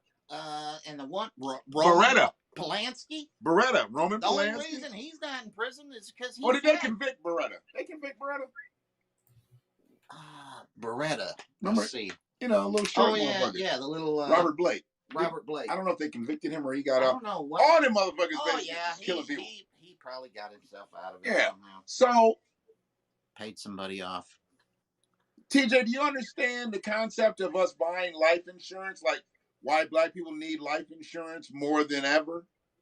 Yeah, because we die faster, for one. Yeah. And B, we generally leave our children behind with a lot of debt. and problems that could have been taken care of if you had life insurance. Exactly. So instead of creating more debt when you die, because you're going to create debt if you're the breadwinner in the family, Right. because now they're not going to be able to pay their bills. Well, the scary part is that your family could end up on the street. Right. Absolutely. Yeah, that's the Here's a hardcore insurance agent, and he said here, he just sent the hard close down. He was like, he just looked me dead in the eye, and he was like, the thing is, you could end up on the fucking street. and then he didn't say nothing. That was the close. The next person that talk loses and shit. See, I know all the old closes and shit. You say what you say, put the pen down, and don't say nothing else. That's that hardcore close. Yep. And the person that talks or picks that pen up first loses. Yes, the first person who talks after you say your statement loses. Motherfucker, as much as I talk, when I knew how to close, look. Me and this guy when used to sell lawn care. lawn care. No, we don't want no lawn chair. Sure you do. Put that pen down and don't say shit. And hey, if they was Asian, I was sipping my sake. I'm like, we don't want no lawn care. Yes, you do. Oh shit! What did I just do? You handed me that. You just closed me. If you hand the motherfucker a pen, he's signing the shit. Dude, he's signing it. It's right. So funny. It's so funny too.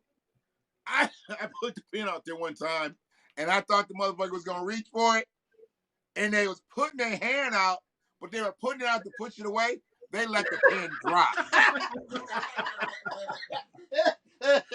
Did you wait?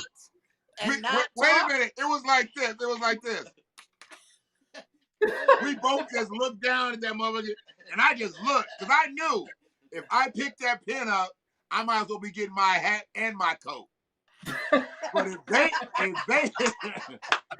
pick it up, they gonna sign that bitch. Oh shit. So that's an awkward moment. It's an awkward ass moment. Because we're both just looking at that pen like, and you can't say shit as a salesperson. You can't say nothing. You lose. Right. So I hated that. Those are strong arm closing. When you don't say shit. Excuse me just a second. I gotta send an email. Right. And here, some of these days, man, when you was out there, some of these days people would sign, and then you'd be like, well, I don't have my checkbook. They're in their house. They don't have a checkbook. I'm like, you know what? You can just do the first installment in cash. Now, what did I just do there? You created a different result that they could. So they couldn't back out. Yeah, so you didn't take no for an answer. Right? Say it again, TJ. You didn't take no for an answer. I didn't take no for an answer. I created a result. But you know what I really did? What's that? I got that $50 because I was broke as a motherfucker and I needed dinner. So we were commission only. Right. Commission only.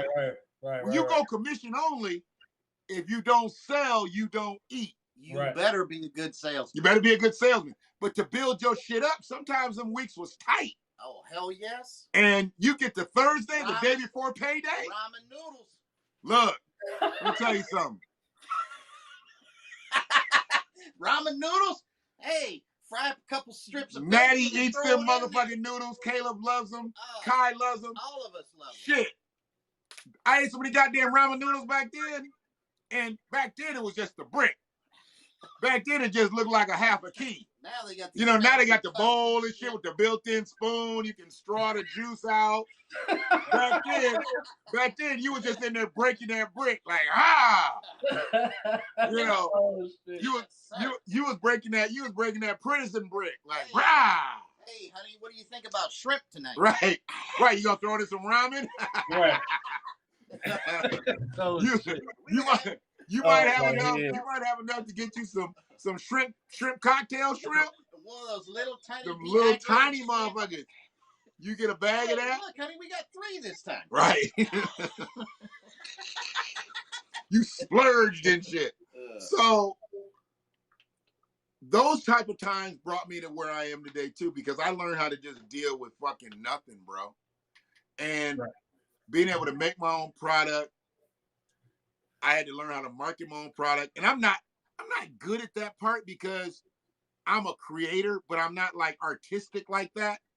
But I kind of know what goes where and why, but I don't know how to do it on the computer. So I always employ people like that. I have no problem. You know how to be a designer and do all that shit. Because I wouldn't ask you to step in the kitchen. Right. So that's how I've gotten better, by getting people to do what they do best. So fast forward to Cargo 20. He's like, I'm all over the board with this No, you motherfucker. good. You good. Keep going. Hey, real quick, Shannon, if you need somebody to make you logos, I can make you. I know how to make logos.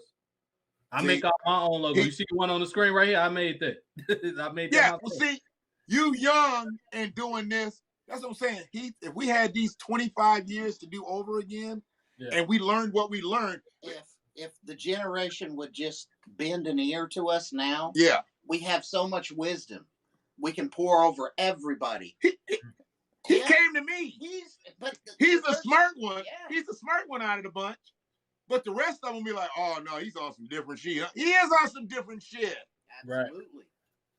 I mean, when you're about the smarts of it, not the clown, not the fuckery, you know. And these days, you need two hustles. You need to do something. Right. Because tomorrow, I sell life insurance today. And yeah, me and my wife make 6 figures. But you know what? Something's going to change. Something around the corner. You got to have something else going on. You can't just put all your eggs in one basket. You got to be creative. You got to love what you do. If you don't, forget it. If you're just getting into the weed business to make money, you're probably not. You're going to be very disappointed. Right. Because you don't start out that way. You don't start out profitable. No. And even if you're trying to go long and you've got all the money and all the resources, you've got to put out a ton of money ahead of time. Yeah. Here's a prime example. Bitcoin was at $3,000 when I bought all my lights. If I would have just bought 8 Bitcoin, what would I have done? Where would I be? Would I be better off? I don't know. I'm scared about all this crypto. Can you pull that shit out like that though? Because how much money would that be? There's a Bitcoin ATM at the Briarwood Mall. What's coming out of it?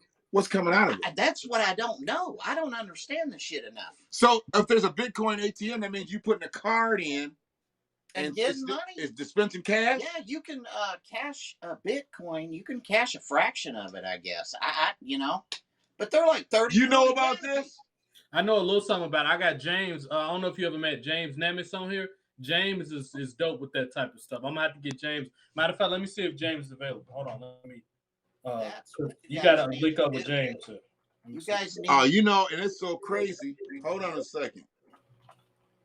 That's the future. I'm gonna see if I can get somebody on.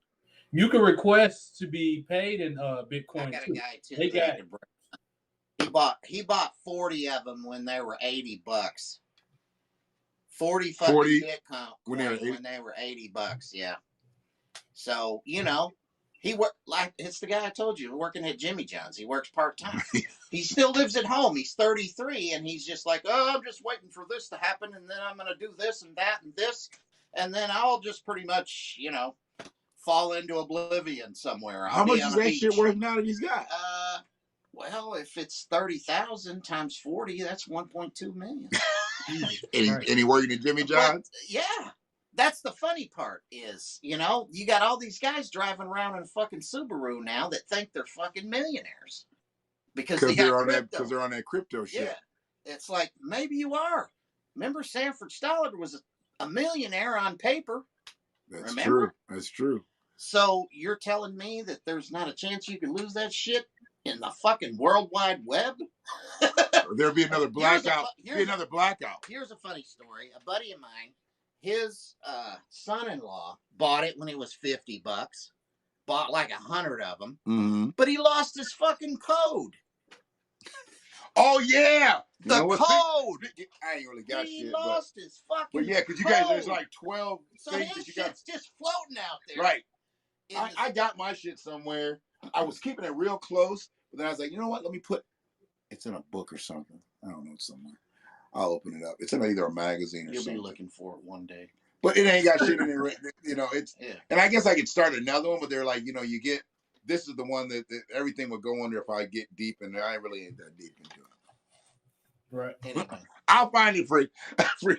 And you know, the Anyway, seven streams of income, if Free's talking about, you know, most millionaires have 7 streams of income, and they're not really far-fetched stretch. You know, they just stretch out what they do. yeah, they Right. find the right people. Some motherfuckers work in real estate. If they work with houses, oh, let's move to a couple commercial buildings. Oh, Right. let's get a little strip mall over here. Let's get this right here. Yeah, You know, I'll they throw just grow. 50,000 at that. Yeah, and I don't need to buy this whole motherfucker. Let me go in with 4 or 5 people and just be a Right. partner on That's this. real shit. money. That's real That's money. philanthropy, like Yeah. I talked to you. Yeah, yeah. And That's also, what I'm interested in. it also I- opens up for you to get tax breaks and stuff, which makes your life so much easier. When Absolutely. you get tax breaks and things like that. Yeah. So me, I want to have passive income, and Yep. Shannon's probably getting close to that. That means before you get out of bed and your feet hit the floor, there's money coming from somewhere that you didn't do the real hard work for. Mhm. It's just coming in your account. Mm-hmm. I have a pretty Pass- diversified stock portfolio myself. Okay. Nice. Okay. Are you like a day trader, or are you more of a long-term guy? Long term. Yeah. Yeah. You That's the can't way go to look wrong at with medical supplies, the parent companies that own the hand sanitizer, the wipes, and Amazon. Yeah, And Amazon start off with is just right those there. right there. Also, Netflix and the streaming services went up crazy during the pandemic. So you should I have. will, Go ahead. I'm sorry. Yeah, I will give Shannon. There's a couple of names of the battery companies that I've been hearing, and I'm gonna promote my own company, Symmetry Financial Group. I will give you guys the heads up when we You see how he snuck that in there without paying for the advertising? when we No, y'all good. Go for it. Yeah. hey Hey, TJ. We about time to sign the advertising contract. Hey, by the way, whenever Shannon's on, No, you're welcome to get on. Yeah, you're welcome to get on whenever Shannon's on. no Symmetry Financial Group. I'm gonna log on one day and shit. He's gonna be on your shit in an insurance seminar and shit. They were like, and well, TJ, you know, I used to deal with that loser Shannon, but I couldn't close that motherfucker. But that's okay. You know, I'm here with you today. No, well, We done known each other over 30 years, man. It's so funny. We're going to be talking about all the generational wealth you're I going just to put Hell it yeah. in the chat for you. Symmetry Financial Group. I just put it in there for you. Yep. You just put your shit in the chat. Yep, Symmetry Financial Group. Thank you. Yeah. So, man, here's the thing. Anybody looking to get into this, they can't be looking for that quick, rich type mentality to have. Basically because of this reason. Nobody, and I mean nobody. TJ, you know I ran you almost 2 hours? You good. You good. Okay. All right. I'm just, I put funny this here. time out for you. You good. No. You good. So people that get into this thing for a get rich quick situation, they're coming at it the wrong way. The first thing you need to be coming at, you got to have a why. And it can't be just money. Oh my God, dude. Oh my God, you just give me chills. That's the why is why you do everything. But You everybody's gotta have lost. Everybody's lost it. that Nobody nowadays. has one. Nobody has a Or why they're anymore. not thinking about it. They're not understanding what a why is. And I'd like to hear what your definition of it is, and then I'll tell you what mine is. Okay, so my why now, or my why of why I started doing shit. Your why of why you do what you do. What it keeps you going. Your why. What is it? When I learned how to break my own dollar,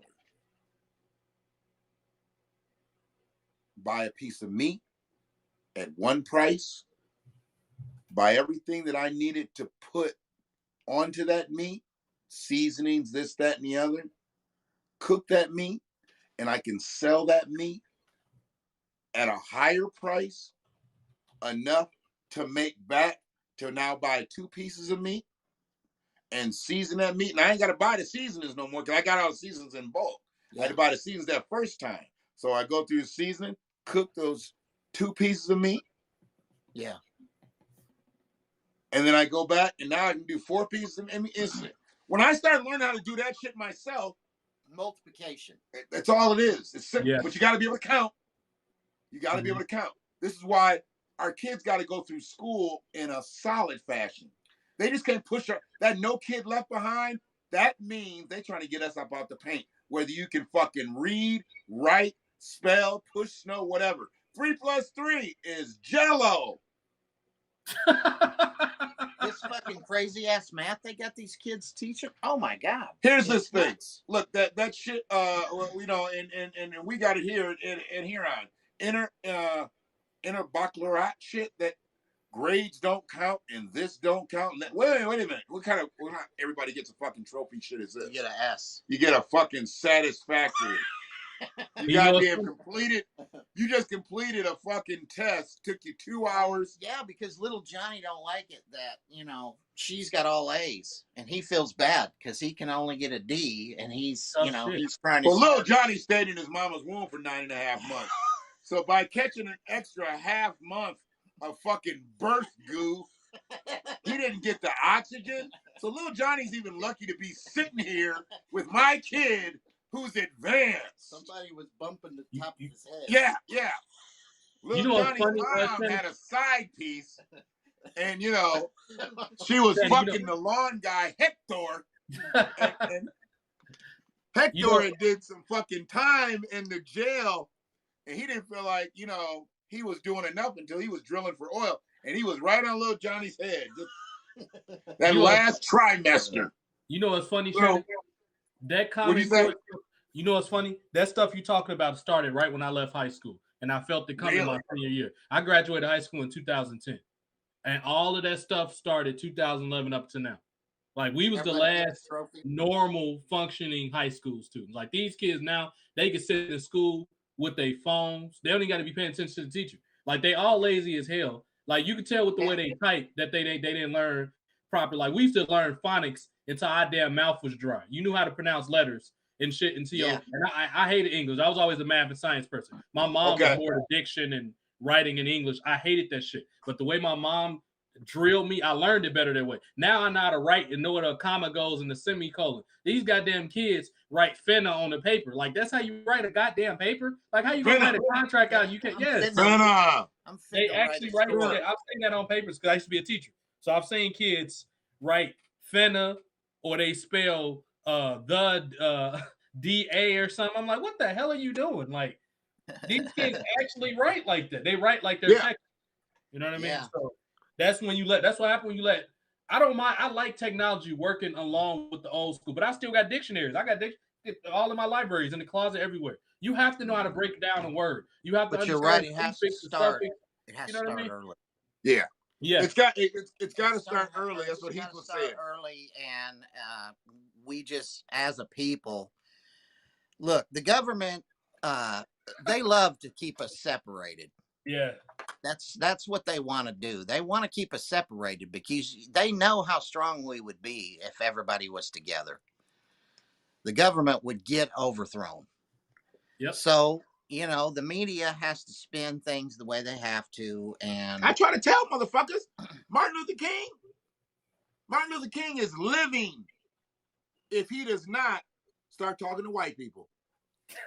As long as Martin Luther King was fucking with the niggas, they're like, let Martin do that. Let him do all that. yeah, Malcolm X, same thing. As long as Malcolm X was only talking to the Nation of Islam, he would have lived. They'd both be living. They'd be having fucking coffee and shit together. yeah, Here's the problem. Malcolm goes to Mecca and sees Muslims that look just like you. yeah, I was like, what the fuck? Whoa. yeah. It's He's supposed like, to be just black Muslims and shit. He saw people that looked just like you, came back and was like, These motherfuckers held me down just like these motherfuckers held me down before they betrayed me. Exactly. So he said, wait And a minute. it wrecked him. Yeah, It wrecked him. it totally wrecked him. Yeah. Malcolm wanted to get back in the nation, but he was trying to change Elijah Muhammad's ideology. Like, do you know what's over there? And Elijah Muhammad, bullheaded, didn't want to recognize what was over there. Well, he was also, Malcolm X was a threat to him because he was becoming so popular. Oh, absolutely. And he brought in a new wave and generation of people, and they're like, whoa, wait a minute. This guy's gonna just totally take this thing over. Think about it. Think about it.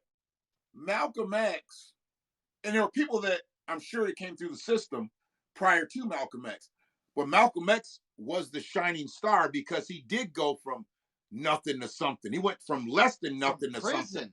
Yeah. Oh, he went from less than nothing. When you're in prison, you're less than a zero. Yeah. You're a zero. You can be a zero on the street. I mean, when you're in prison, he came from that and then rose to prominence. This motherfucker's doing interviews and shit at Berkeley and all kinds of shit. He had such a story to tell. Of course, that was going to be a threat to Elijah Muhammad. Yeah. That was going to be a threat. Now, nobody in the nation will ever admit that it was a threat.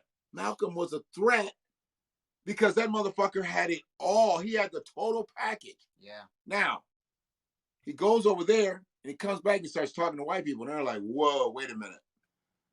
He was powerful and shit when he left because he had the nation. Yeah. Now he's going to start talking to white people.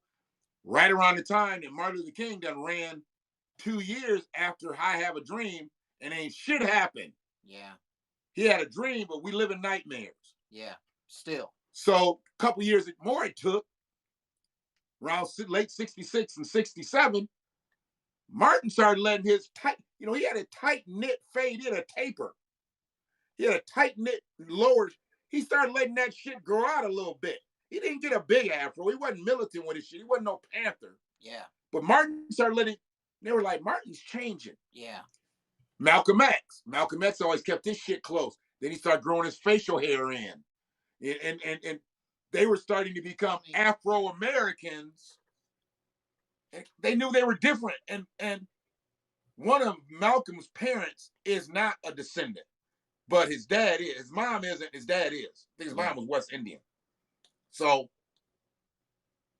now they're talking to everybody. When Martin was going to pull 500,000 people to Washington, and half them motherfuckers, maybe even more, were going to be white. Because it wasn't just black people that was poor anymore.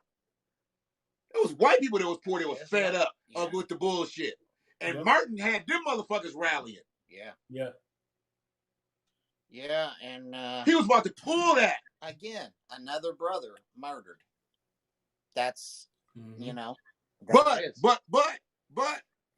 he was too he was going to change. He was going to he was just too much. For his time, he just was too much. He couldn't go on because he was going to just turn the whole thing on its head. Right. He led a nation one way, and then he was like, "Oh fuck!" He knew it. He could have left. He could have fled. Oh, but he knew it. He knew he was gonna die. He knew it. It was just he was on borrowed. Yeah, the one lady with the fucking letter opener and shit, and he had been brutalized, all kinds of shit. I'm like, this is why I said Abernathy, Reggie, Jesse Jackson, Andy Young, man, y'all motherfuckers. Al Sharpton. Al wasn't there yet. That fat fuck. Well, he wasn't a fat. He was a fat fuck first. Now he's real thin. Yeah, now he's real thin. Yeah. You fucking eat fucking dry toast with Nutella on it every goddamn day. That's all the fuck you be too. He needs some fucking cannabis. Yeah. So that motherfucker. All them people sitting around him. You do know about that. The lady walked up to him right after a conference or a speech and stabbed him in the chest with a fucking letter opener. Damn. How did people get close to Martin Luther King? Yeah. It was like he already had assassination. This was a lady. Yeah. I think the SCL. Now what he done to you, white woman? What he done to you? You know what, Shannon? I've always known that about you, and that's what scares me about you. If your voice gets too fucking loud out there, somebody's gonna fucking take your ass out. We have to systematically start from scratch. You know, how many kids do you think are going to sleep tonight in Detroit? Fucking hungry. Too many. Wait, if I one, mean, if one is hungry, yeah, it's a motherfucking problem. it's too But many. too many. But It's too many. So, you know, we have that has to stop. It has to stop. You know, look, I get it, man. You want to wear nice shit, you want to do this, you want to do that, fine. But there's a group of people that's got to get together, and they may not even have that much money, but they can go door to door and say, holy cow, hey, can we help you? Can we clean your apartment? Can we help you? What's going on? You know, since COVID, it's almost like everybody's been forgotten. Sure. And I hate it. I hate the way our country is right now. We're divided. You know, you want to bring up this or that. Everybody's going to have an opinion on it, and it's going to be different. And the bottom line is our children. Yeah. There's going to be no United States for our children. It's going to become communist. It's going to, you know, it's not going to be the way it was. Well, if we don't change it. And the way it's going to happen is white man, black man, Latino man, Chinese man, link arms, and walk together and fucking overthrow this fucking stinking ass government. Now that's a huge. We'll probably get you know, censored or something over that, but it's the fucking truth. But you didn't say anything that was untrue. The White House, this is purely opinionated. Every day, every single day, there's a new way that they find to spend money. Oh yeah. I'm tired of it. Forget it. What are we spending our money on, man? When we got kids and veterans that can't get Medicare, you know, it's got to stop. We got a whole fucking town. 30 minutes, 45 minutes on top of us here that has brown water. Yeah. Are you trying to tell me that this city is in America? They have brown. Since 2014, Flint's water's been brown. We can't fix that. Here's the thing about their water. Guess what? Flint's police force has gone over the last 20 years from 500 to 120. Yeah. You see that? Did you see that? I saw that. Yeah. Holy shit. And they were still cutting. I'm sorry, what'd you say, TJ? No, I said it decreased that much.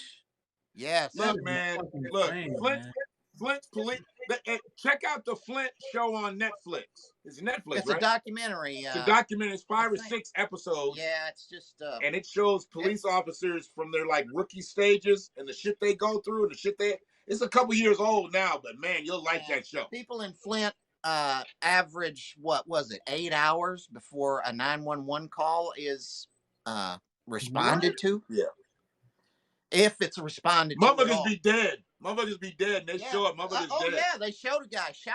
Yeah. Just laying there, you know, and the cops show up like 8 hours later, and the guy's dead. Yeah. Or he's, you know. Yeah, it's horrible, man. This is the United States we're talking about. Yeah. There's the greed is taking over. It's got to stop. That's all there is. Yeah, and a lot of cities like Detroit and Flint and Gary, Indiana, which is 30 minutes from me, that place looks about as bad as Flint. But a lot of these places been ravished by outsourcing of jobs. When you depend on industries like the car, automotive, and they outsource the job, that's another problem. You outsourcing our jobs to people that can't even fucking speak English. Like, how are you going to give our jobs? And that's another thing, even with poor white kids, our officials will hire kids, Indian, Arab, Asian kids that can't speak a word of English nor count money sufficiently over black kids and white kids who were the first American citizens. What kind of bullshit is that? We need to address you know what I mean? We need to, these fuckers need to be addressed for that. I'm telling you, we got to take our America back. Yeah. And here's the thing. Just so your stream doesn't get struck.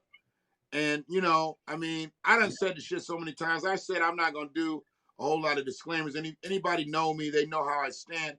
I'm not against immigration. Nor am I. But I am against illegal motherfuckers taking our resources. If your paperwork ain't right, motherfucker, and you come over here and you start acquiring wealth, not just a job, not just the means to be able to take care of yourself, acquiring wealth based on resources that the government is giving you, I got a problem with you. Yeah, you're gonna get your shit taken and you're gonna get sent back home. Yeah, you're not even documented. You're not. See, here's the thing. Then there's all this paperwork and all this bullshit. Yeah. It's a mountain of it. You know, to get somebody, just tell them to just get back across where you came from, man. Here, take these papers, go on over there, fill these out, and then you can come back to the front of the line. That's right. But they let motherfuckers come over here now and stay. They stay. You wash up on the shores of America. You done swam over to this bitch. That means you absconded from another country. You wash up over on this bitch. Yeah, you're a refugee. Now you jump on the back of a motherfucking wagon or some type of shit, go off somewhere, and if they don't hit you into a detention camp where you immediately start getting fucking resources, now you thrown into the motherfucking some barrio. Because those are the motherfuckers coming over here. Yeah, what else? They're like that. Do? I mean, we got other ethnicities, Asians, shit like that, but Asians ain't swimming over this bitch. They flying. Yeah. Hell yeah. They flying. They got passports. Yeah, they got credit line. Can't you see the private jets flying over you? They flying in private, never getting touched. Yeah. Filipinos. They said Filipinos is popping in California, and they mix in because, you know, Filipinos, they dark enough so they can mix, they can pass. Yeah. What I got, booger? Bat in the cave. Bat in the cave. It's a booger. I don't do coke. It ain't no coke booger. So. Hold on a sec. He caught it because he's sitting close to him. Right. Which pasture? This one? Yep. All right. You got it. I got it. Yeah, I don't like to be out here like that. Technical difficulties. Yeah. and the AC be on, and my shit now it's done cut off because the temperatures must have dropped. But okay. But it is what it is. Mm-hmm. So you can't, for what I do, you can't be in this for just getting rich. You got to want to help people. And you got to want to be able to have partnerships with people. And I'm saying all of this from my standpoint. You coming in, baby. If you coming in this bitch, all about perspective. Independently wealthy, you can be an asshole. So there's some people that's gotten in this industry and they're assholes. Yeah, they're just throwing their money around. They're just throwing their money around. They have no real skill in the game, no real skin in the game. So they're just getting in and throwing their money around. Whereas I've got blood, sweat, and tears in this shit. Hustle, game, streets. I mean, you name it. It's I can answer pretty much any question. I'm not saying I'm some type of guru, some type of maestro, or whatever. But if you ask me some shit about cannabis in this territory, I can tell you some shit. I done hung out with the hippies. I done hung out with the hipsters. I done hung out with the middle-aged housewives. I done hung out with the handicaps that didn't want to take pain medication. This last year, my first ever person I ever delivered to died. Her brother called me and shit and told me that his sister had died because we had all got close. They had greyhounds, dog. Some pretty-ass dogs. Wow. Greyhounds, the way they lurch and shit. Yeah. And they had like 4 or 5 of them bitches. Started out with 2 or 3 maybe. But they had like 4 or 5 by the time I was done really dealing with her.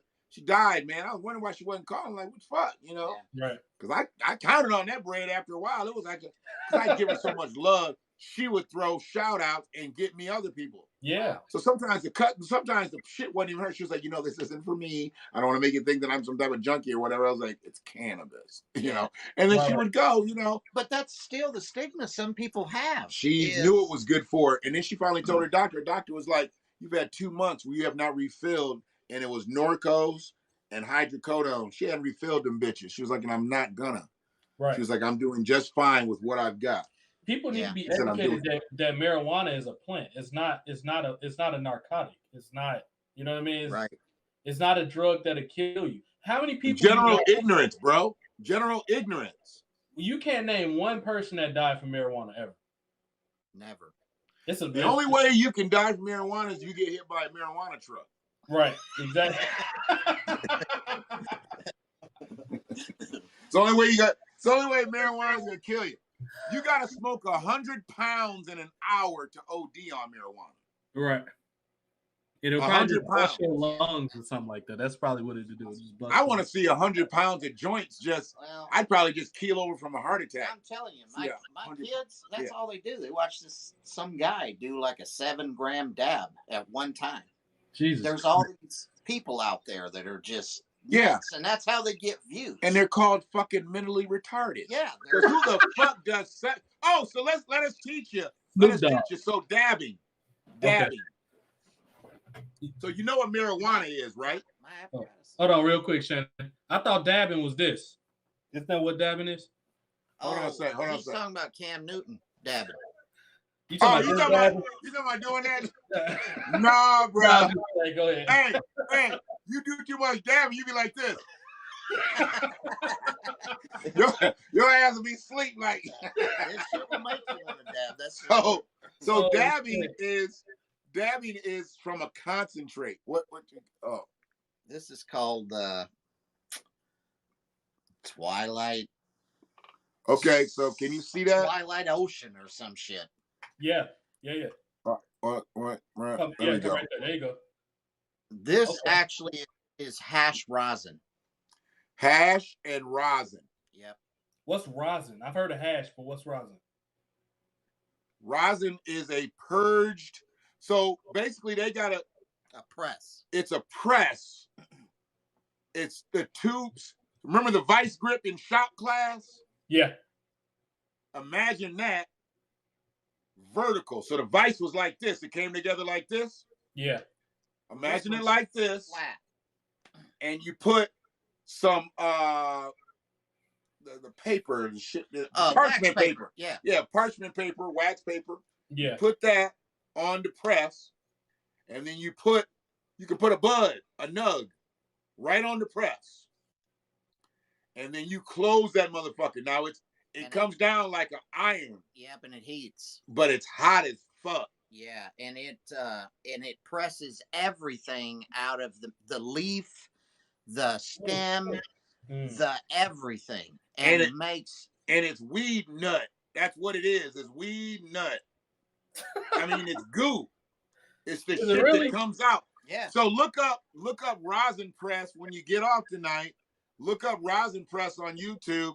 You know, rosin press, and it'll just do you a little sample. You'll see them put a nug in that bitch, and that thing comes down, and then you'll see the goo come outside of the press.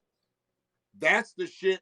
And then you take that, and then you put it into an instrument and smoke that. Like a glass, Like like a a bong. bong. Like a bomb. Oh But yeah, it's, I got you. Okay.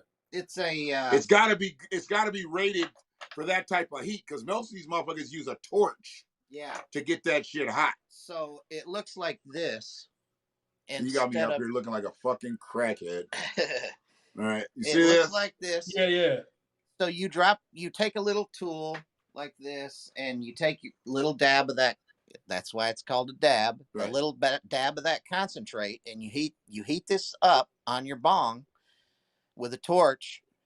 Now this is the way kids like to do it these days, because they don't like these. You can Over get 21 when he says kids. yeah. Well, they're kids to I me. don't want to make them. Yeah, I'll make them think that we're trolling the schoolyard. And Yeah, shit. no.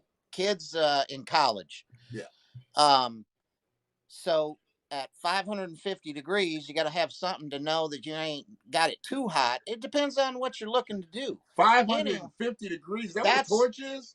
550 degrees, this is like quartz glass. Got it. So you got to heat that up.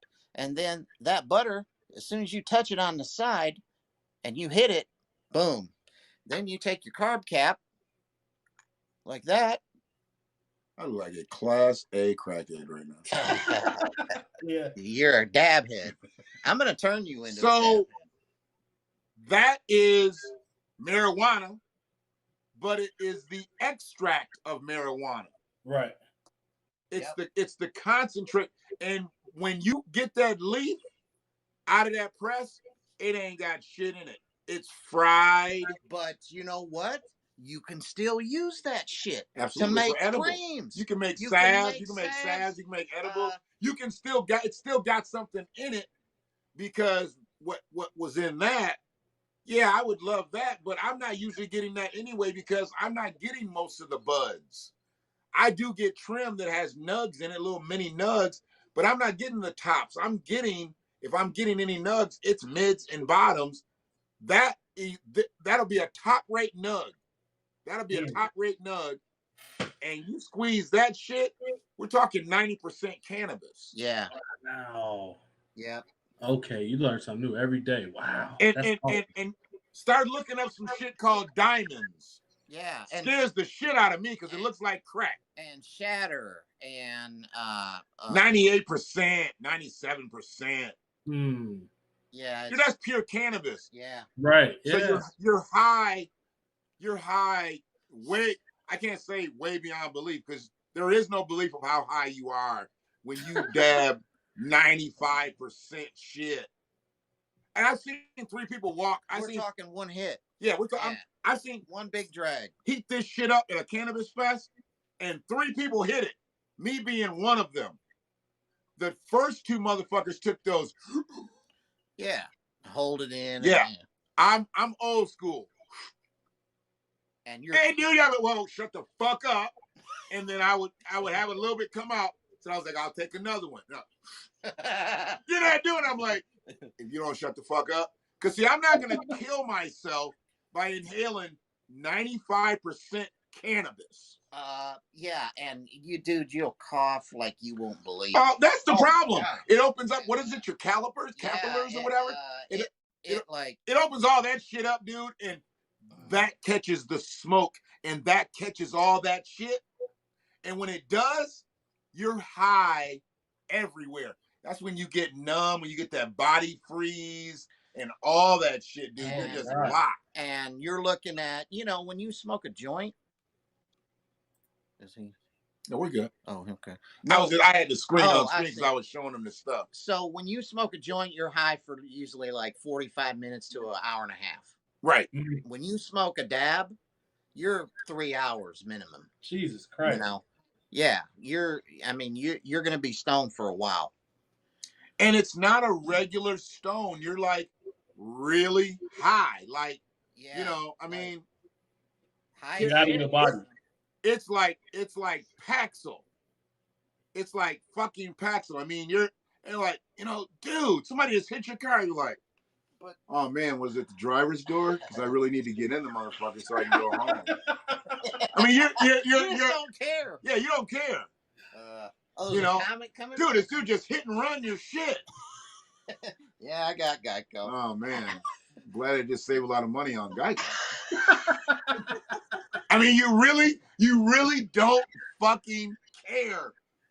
Dabbing will just send you into. Okay, so understand that, right? You got that? Yeah. Imagine them putting that shit in edibles. Oh my God. Yeah, edibles is a whole different ball game. I mean, you're gonna get a full body buzz. Yeah. Where weed just gets you kind of euphoric and thinking. I mean, I'm a thinker when I'm high. Right. I'll just go off on a tangent, like thinking about everything. My best creations have obviously come when I've been high by myself, and I can just do the recipe. And not have to have anybody like critique. Hey, what's going on? What do you know?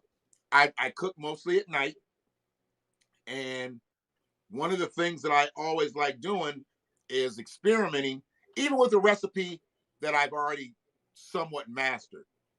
I just mastered my brownie. I just figured it out. I figured out what I was doing wrong. But ain't nobody complained about the brownie. I just knew something wasn't right. Failing forward. Right. That's what it's called, brother. Failing forward. Was that movie? No, it's a concept. Oh. Mm-hmm. The more you fail, the more you learn, the more it just comes full circle. Got it. Okay. What is that Finding Forward? What was that? Whatever that movie was. Pay It Forward or Find It for some shit like that. Yeah. There was a Ford movie. They made a Ford. Pay It Forward. Movie. Oh yeah. That's the guy. Whoopi Goldberg. The Shelby guy. Yep. The Shelby guy. So yeah, I like to create, and I think that's what really keeps me in the game. And my relationship with Cargo 420, my goal is to be a power for Cargo 420 where, like, I love the name. You know, Ray made the name up, and I love the name. And she basically was just like, you know, you need to have a name like with an A in it because you're at the head. Because we old school. We always thinking about the yellow pages and shit. You need to be in the front of the yellow page. Remember, that was old school. Yeah. You know, everybody had an Acme. Everybody had a, you know. So Awesome was a good name because I was on some other shit. I think my shit was like Meds R Us and all kind of weird shit. That sounds cool. But, Yeah. I mean, it was for the day, for the time, it was Right. good. And I always wanted somebody to do the Toys R Us font with the Yeah. backwards R. Yeah. But see, I couldn't get nobody to do nothing because then nobody think I was ever gonna do nothing. Right. But now I'm up here with TJ. Yeah, you are. See, I That's told the you, building, motherfuckers. yeah. I Yeah. told you, bitches, I was gonna do this. So I knew you were. We hadn't seen each other in 20 years, right? at least. At least. And you're like, this is what I'm doing. This is how I'm doing it. I'm like, hey, this is going to work, Shannon. This is, you found your calling. This is Absolutely. it. And This I is go it. out and find talent. And Shannon, anybody that worked for me is at the top of what they do. JoJo from the Yeah. Bronx, he knows everything about MMA. Gabby, Yeah. she knows everything about understanding your birth chart, reading tarot cards, understanding people's energy. Anybody I have on here is at the absolute best at what they do. Now I got you. Then we got James. He's cryptocurrency. I'm gonna try. I need to get you and James on the show one day. And a good brother, you got it. And I gotta James get will blow your my mind. boy. I gotta get my boy Anderson. I'm a tag him in and tag you in because he's Okay. deep into the crypto shit too. Yeah, yeah. And I've been rocking with him on shit with business since like 04, 03, 04. Wow. And I'd love to hear them brothers talk because they deep in that shit. And it's a language that I love hearing. I just haven't dove into it that way yet. You know? Yeah. And basically the way they're saying is it's not too late, but you got to be more strategic than you had to be back in the day because it was really just nothing to get in. Now it's costing a little bit. Yeah, but there's a new coin every day Yeah. being birthed. And it comes out at, you know, maybe it starts trading at 80 cents, you know, and But then they said it was getting shit for like but pennies. to me, it's almost like gambling because, you know, yeah, you might hear that this one's got an IPO or that one's doing this or that, and then, you know, it does nothing. You Or definitely got to do your research. It's the way to. yeah, James the has research broken is it the down key. to What was me. up with this Dogecoin? What was up with this Dogecoin? It was shit? just a game. I think billionaires were playing.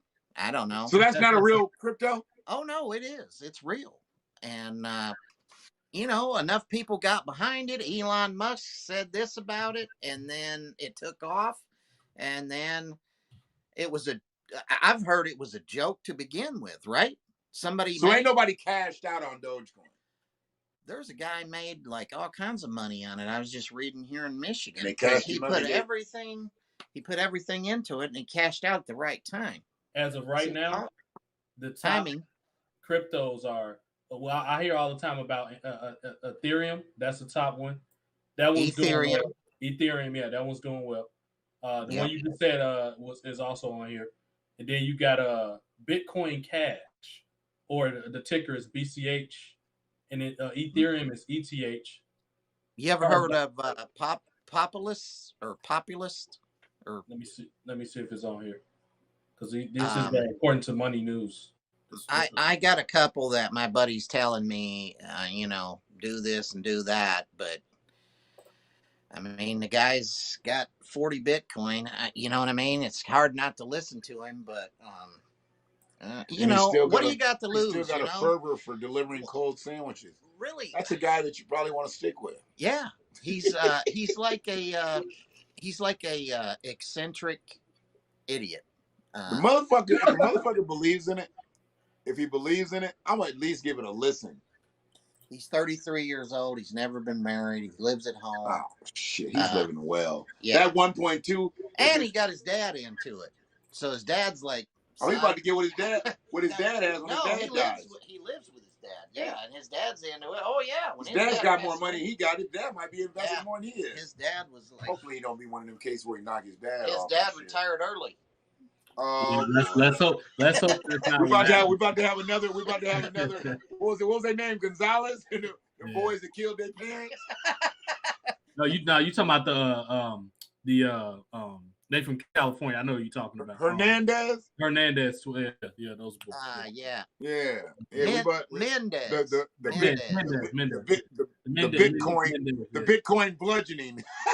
And it'll turn out that the motherfucker basically killed his daddy so he could get his Bitcoin fortune and shit. Get all of his codes. Yeah, get all of his codes. Shannon, you see this logo I got here on the screen?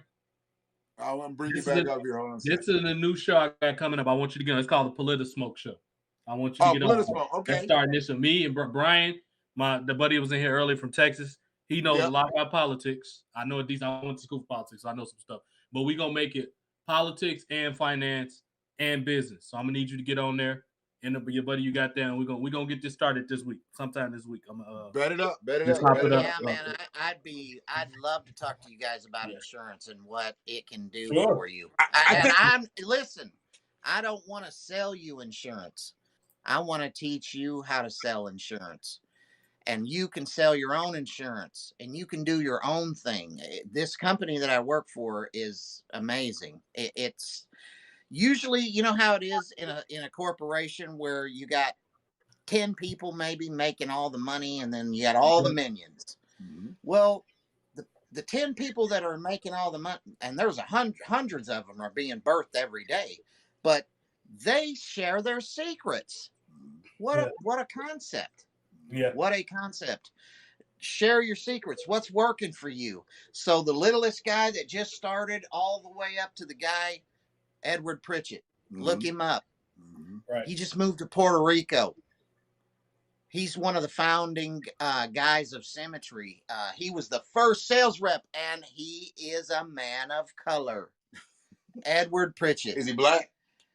Because you know I don't fuck with that man of color shit. Black. Okay, so he's unapologetically black. Okay. I just found him here too. Yeah, Edward Pritchett. Yeah. Okay, so here's the thing. With Edward. You ain't moving to Puerto Rico unless you got some bread. Oh, everybody broke down there. Edward. So is Edward down there living like a motherfucking emperor now? He's got a wife and 2 kids, and he's just an amazing dude. He got a mistress too? That's his business. I'm sure he does. He's like, he got a wife and 2 kids. He made it seem like you was coming off like you got a wife and 2 kids, and you got a couple bitches over here. All I know is the guy flies all over the United States, and he teaches how to do what we do to other people. You need an iPhone thing? No. No, I was just looking at this. Yeah, it's some dumb shit. That's what they gave him with the iPhone. So look at it. One side's got the iPhone shit on it. The Samsung or whatever. And one side is the iPhone. That's weird. So I'm not sure exactly you can transfer information. I guess you could transfer information, but I don't know. I didn't even know what it was. But look at one of the ends. Ain't one of the ends like an adapter or something on it? Yeah, one end is the iPhone, and then the other is, I don't know what these are called, but that's the USB C3 whatever. Yeah, I know my son C3 PTO whatever. Galaxy. That's what charges. Yeah, that's the Galaxy. So why would you do that? Why would you give me a USB on one of them bitches? Why did they make it where you got to charge it and you can't put headphones in? You know what I mean? Because they want to make everybody. Because they want you to buy the wireless. Yeah, they want everybody wireless. Everything is systematic with companies like that, and that's what I want to become. I want to become systematic and make a lot of money, and then when I can make wealth and I can teach other people how to make wealth, then I can become what I was born to be. A philanthropist. Self-fulfillment. I want to be a philanthropist. The hustle. And I don't want to do it in another country. I'm sorry. I want to do it right here. We got kids starving. Oh, you mean you don't want to go to Africa and drop them off some fucking grain and shit? I mean, give them some wheat and shit? If I can someday, I will. Look at those fallacies that they did, man, in the 80s and the 90s and shit. It's dropping off goddamn wheat and dropping off grain in the desert and shit. And them kids that's out there in loincloths and shit, chasing that shit down. And I'm thinking to myself, there's a problem here if we're taking wheat and shit over to a dry ass, hot ass country or a continent. Yeah, well, why the fuck would we be doing that when we got people on this soil that shit. They said right now. So I don't even know what it was when it was shit was really crazy. And you had more buildings that they hadn't demolished. You know, they got into these demolish campaigns all over the country. There's a lot more edifices before they went into these whole demolish campaigns. There shouldn't be a homeless person on the street. Never. There's enough buildings that where there shouldn't be anybody. Our homelessness could be at 0%. Well, I don't know who did it, but somebody made a huge mistake because they started throwing crazy people in prison. Yep. Yeah. And You know, homeless- people that really need help in a different environment. And closing situation. mental institutions. Yeah, just close them. Yeah. How you closing the mental institution? I and don't putting get it. motherfuckers in I prison? think a lot of that happened under the Obama administration. I think a bunch of that happened under those Democrats fucked a lot of that up. I think it was under the Obama administration because I saw a spike in 2012 with a lot of the shelters closing and a lot of the crazy folk was on the street in prisons, like you just said. A lot of it happened in the last 20 years between Bush and Obama. That's when Absolutely. Yep. And It's like almost they just said we ain't gonna, spend money on that no more. it's a direct correlation with mental illness and police murders. Yep. And not You only know. that, a lot of cops are so illy trained. All cops should have to pass a rigorous psych evaluation because they shooting people that they don't know, they don't understand their mental issues. If mental illness is a spectrum. Let's say you say you got an autistic kid. The part of their spectrum could be frequent twitches or movement, or they might take off running. The cops shoot them. That's because you don't understand that goddamn illness. How you a cop and you don't understand human behavior? How you don't understand psychology as a cop and sociology? See, I'll roll with you. Mandatory to I'll learn. roll with you up until he ran. Now I give Bitch, you the what you run shooting part. for? He running away from you. Yeah. He running away from you, so he's not putting you in any imminent danger. No. What you shooting for? Yeah. No, I agree. I'm not gonna I give agree. it to you that you don't know human behavior And and it's you don't know not- how to fucking react to Tourette's and Downs and what was the one he just used? It don't matter what the man has done. He deserves a chance. He's running away He's from you. running away. He's no longer a threat, and it's happened 100 times, way too many times. Way more than 100. Oh, way 100,000 maybe. I don't know. They've killed so many fucking people that literally were not a threat. So there's really, flat out, like you said, they need to go through a psych eval, but they also need to be vetted to make sure that you're just not giving a race soldier a gun, a badge, a set of handcuffs, Right, a taser, a nightstick, a mag light, a full all that body He armor. needs to torture people. Yeah, Yeah. you're just giving him torture tools. Yeah. Because all that Blue Lives Matter stuff is all Ku Klux Klan behavior. That's all it is. Don't nobody say for Blue Lives Matter when you just killed an innocent person. That's some Ku Klux Klan shit right there. You know what I mean? Like, who says that? Yeah. It's got to stop. Yeah. It has to stop. There is, trust me, and you guys know this. There is good white people out there. Of course, Dude, I've met so many people. I've met so many black people that I love them, man. Especially with my job now. We deal with people in between the ages of 60 to 85. Right. And I met this guy the other day, owned a party store his whole life. Mm-hmm.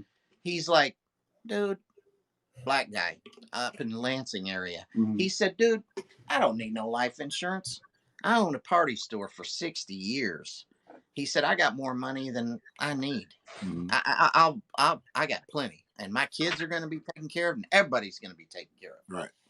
Because he worked his ass off his entire life, to build something. Mm-hmm. And that's the American dream. It's there for everybody, but nobody can see it anymore because it's a $15 an hour job now, either flipping burgers or making car parts. I don't get it. When I see a motherfucker out here lobbying for $15 an hour, I'm like, so you almost trying to live?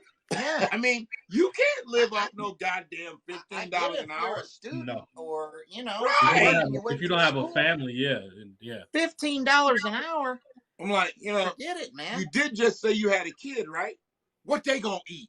You talking about me? Your No, I don't have any. $15 an hour. That's gonna help you Right. after taxes and insurance, But what's the and baby this gonna and eat? that and Social Security, I mean, maybe you bring home $450 if you're a young man Yeah. That with only works not a if lot of you're single. exemptions. That only works if you're single, which I don't have any children. $450 a week. Yeah, $450 a week, so that's $1,800 a month. yeah. Yeah, that's. But then our rent is. How old is he? Well, your rent's going to be $1,000. Thousands. So now Yeah, you're at down least to 800 a $1,000 month. bucks. Yeah. And then you got to pay your At least electricity, somewhere your nice. gas. 700. Then you got to pay Gas, for food. 15. And 50. let's face it, a lot of 650. people they use the government to supplement their food bill. A lot of people are doing it. So single person can get what in food assistance? A single person, my About daughter's getting. $200. About I'm not $200. gonna lie to you, my daughter's getting $900 a month right now in But she food. got three. She might have got some two or three children though. kids. Three Yeah, she kids. might have She got some 3 children. kids. Single, no kids. About Well, $200. age?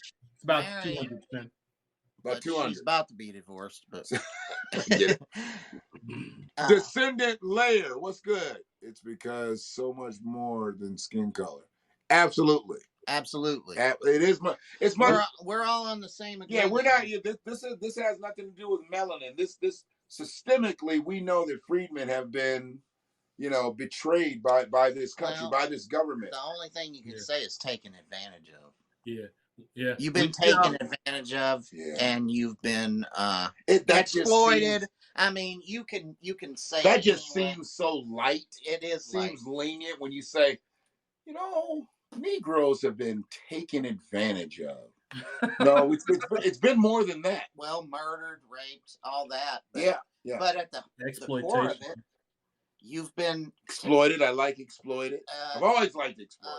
well, your identity's been taken from you because of the color of your skin. I'm just on this stream earlier, and sister was saying how our birth certificates are used as collateral, They are. and she was trying to explain it, but not really get too deep into it because I was trying to keep up with the content. But Well, I got a test. I got a test for you, Shannon. You ever ask yourself why all your government documents are always in capital letters versus your regular stuff is in lowercase? Think about that. Why is your government document stuff always in all capital letters? Yeah, First of like all, your Social Security card. well, my driver's license, I believe when you look at your driver's license, Hence, let's focus on the word capital for a minute. look at your driver's license. I bet financing money. your whole name, address, everything, Because it's all two in different. caps. It's only Everything's in versions caps. of it. Streets in caps, cities in Yep. caps, everything's in caps. Because it's two Driver's versions of you. license. The corporate that whole you and the motherfucker's regular in you. The corporate Well, you why? is the part that the state owns. When you anything that state has all capital letters, because the state owns that part of you. That's why you can't even live without a state ID or a driver's license. You go to jail for that. Same thing. Same thing with what's the other thing? I can't. Social Security card. That's Yep. literally your stamp. Like you have to have that. You're not considered a citizen if you don't have that. That's because it's two versions of you. The capital version of you is the part that the state owns. They get to tax you and all that type of stuff. That's why they put so much emphasis on putting your signature on this and that, because it's not deemed official until you do that. Yeah. There is a way. There's a way that you guys can get around this. I know it. You guys, as I'm saying, as a black nation, you guys just got to stop falling for the white man's games. It's got to stop. It has to. But here's stop. the thing. We fall into it too. Everybody falls into it because they got it. They figured it out. Why do you think these vaccinations are happening? Strike. We didn't got strike on it. Why do you think they're happening? Views of Heath Sawyer do not. Money. It's money, man. It's money. Absolutely. Yeah. See, but here's the thing, though. It's more than just shit right now. It's more than money right now. There is a master plan in play. Yeah. Huge. This just isn't because they want to get rid of a couple bodies, because they want to, move the numbers or needles for certain people. There's a big play in this, dude. There's a huge play in this, And that's what I can't really speak on. And that's, I try to speak as much as what I know. I don't try to speak out. I'm definitely not going to speak out of turn, but I Yeah. don't try to say things that I'm not sure about. And I don't know what the play is, But it's there. but I know And you absolutely, absolutely understand that it's there. Control. Absolutely. I think it comes down to control. The people that really run this country try to control us by any means necessary. They don't want us to move without they say so. They don't want us to be able to go somewhere else without their say so. That's why they coming up with this new fucking passport shit where you got to have a star on your ID or you ain't gonna be able to travel. If you don't have that, you got to have a traditional passport. If that's not control, I don't know what is. Yeah. You're not gonna be able to do shit. Like they're Big directing Brother our already took away movement. from my surveillance. So what's that again? I'm sorry. They're directing our movements. They're directing our movements. Yep. They're watching everything that we do. I mean, think about it, dude. You're on a phone. You're on a computer. You're on this all damn day. They're seeing where Shannon goes and buys stuff. Do you ever wonder how, you're talking about buying a box of nails or something, and then all of a sudden, oh, wow, got a Google email with a coupon. Mm-hmm. It's there. They've got it. Yeah. There's a system. Cookies. They use cookies inside of your computer to track your. You talk. You can just have a conversation and then log on to Facebook, and here comes the shit that you're talking about in your conversation. You ain't putting nothing in. Right. And as soon as there's enough people saying all the same thing, then they figure out a way to split it up again. You know what I'm saying? The government, that's what they do. They divide and conquer. Right. And we're over in other countries for one reason: money. Yep, control. Did you know that the United States has $69 trillion in assets in other countries, not here? $69 trillion in diamond mines somewhere, and I don't know where wherever they just decide that they're going to have the military. There's a reason. Mm-hmm. They're protecting something. Yeah. They're making sure that China just don't move in and take it like they did over in the South China Sea. They just decided, hey man, there's trillions of dollars of minerals where they just happen to build up that camp and say, no, we own this shit. Mm-hmm. Who's going to tell us otherwise? Mm-hmm. Well, Taiwan is like, yeah, we'll stand up to your ass. We got the United States on our back. Right. But it's the world has become very volatile. One day, you wake up and they'll just easily create some kind of distraction to keep you looking over here while they're fucking doing this. Right. Mm-hmm. Yep. So what do people that look like you say about reparations, repair, things like that? Nobody talks about it. I don't have one white friend, Italian friend, Mexican friend, anybody that's ever mentioned it. No white people are talking about it. I think everybody's just, you're going to bankrupt the country. We're $26 fucking trillion in debt. Right. What? If this motherfucker ain't bankrupt already. Sell some of those old foreign assets and fucking pay people what they need to be paid. What you know about this, TJ? Good.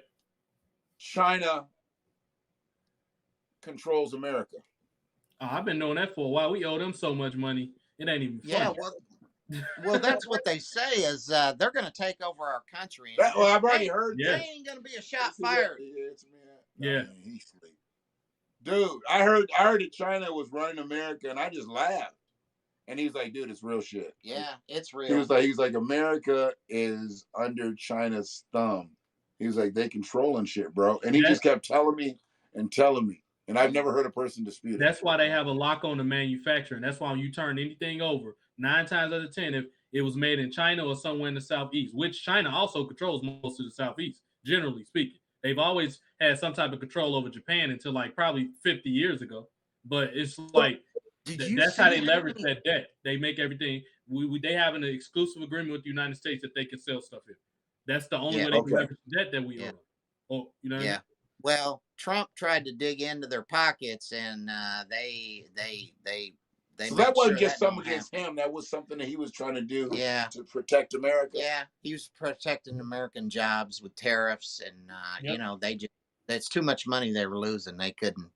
They had to create a diversion. That makes sense. That Yep. makes sense. It does make sense, don't it?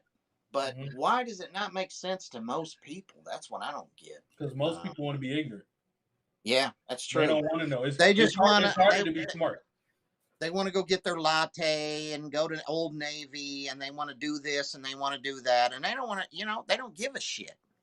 They're living off a fucking hedge fund. Their dad manages a hedge fund. You know, it irks me when I see someone wasting so much money. When I see today, when I went into Five Guys Burgers, there was somebody there begging for money, and everybody, you know, some people was So giving somebody's them- begging for money, but they somebody's begging for money, but somebody's in there eating a $20 hamburger. right, You know, it's like, come on, people, let's. and they won't let a cannabis flyer dwell in their Ooh, establishment. look at you, ooh, you know. Here, the motherfucker who you're giving that flyer for would help feed that motherfucker right there. Would just feed him. No shit. No, Yep. there's enough money in this industry that I believe Michigan, we can cure our hunger. If these stupid politicians don't take the money and blow it on dumb shit like, oh, let's build a new bridge. So hold on a second. So when we talk about politicians, so I just found out too when they started a whole bunch of shit dealing with when the Democrats, when we flipped over to Democrats, what they did was they were giving pastors, black pastors, probably white pastors too, but they were giving black pastors. They don't pay taxes. No, but they was giving them money. They was giving them money. Politicians were giving them money for every faction of people, like the votes and shit. If they won, that they can sway. Yeah. But they was donating to the church. Wasn't donating to the community. So the pastor was getting that money. Yeah, And he was supposed to be spreading that amongst the folk. absolutely. But wasn't spreading shit. But the ass cheeks of his parishioners and saying, back that thing up. Yeah. Well, See, you got to keep in mind, Shannon. Bush in 05 put a lot of money into the black churches to hush up on certain agendas that they was trying to impose on. Like, for example, over sexualizing the males and shit like that. They call it FBI, faith-based initiative. They started that in like 05.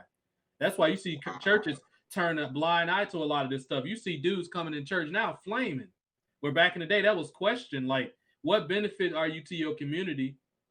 You know, being the opposite sex, you know, and I don't have no problem with gay people. I'm just saying from a logical standpoint. Children are generally more healthier when they're raised by two opposite sex parents. You got two dads or two moms. Let's say two dads, for example. Who the hell gonna teach you how to be feminine towards a woman if you got two? One of them gonna be the dude. You know what I mean? If not both of them, you find out. Right. No, it sets them up for. It sets them up for fail. Well, if you call that failure. But it does it. I don't know how you could possibly have two women raising a boy, or like you said, it's just it's not natural. Yeah. But I'm like you. I'm not mad at people who are gay. I don't care, man. If you want to be gay, be gay. That's your thing. But just don't ask me to, you know, say that I love it. Right. I got a cousin.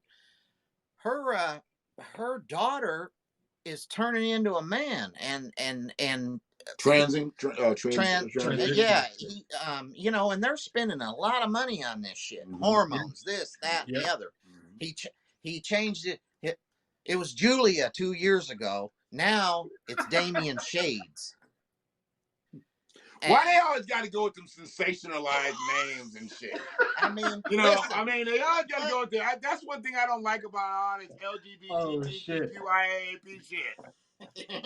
Motherfucker's name be Carl. Now he's got to be Chaz. Yeah, he's got to be Chazzy.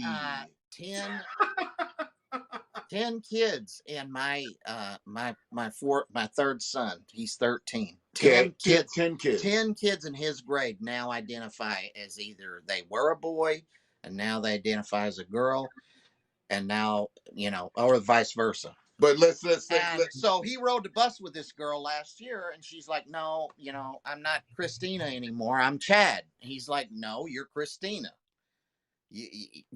I'm going to call you Christina. I know you as Christina. You've been Christina. We've been riding the bus together for 10 years." give him this one. Your mama call you Christina. I'm gonna call you Christina, and see what happens.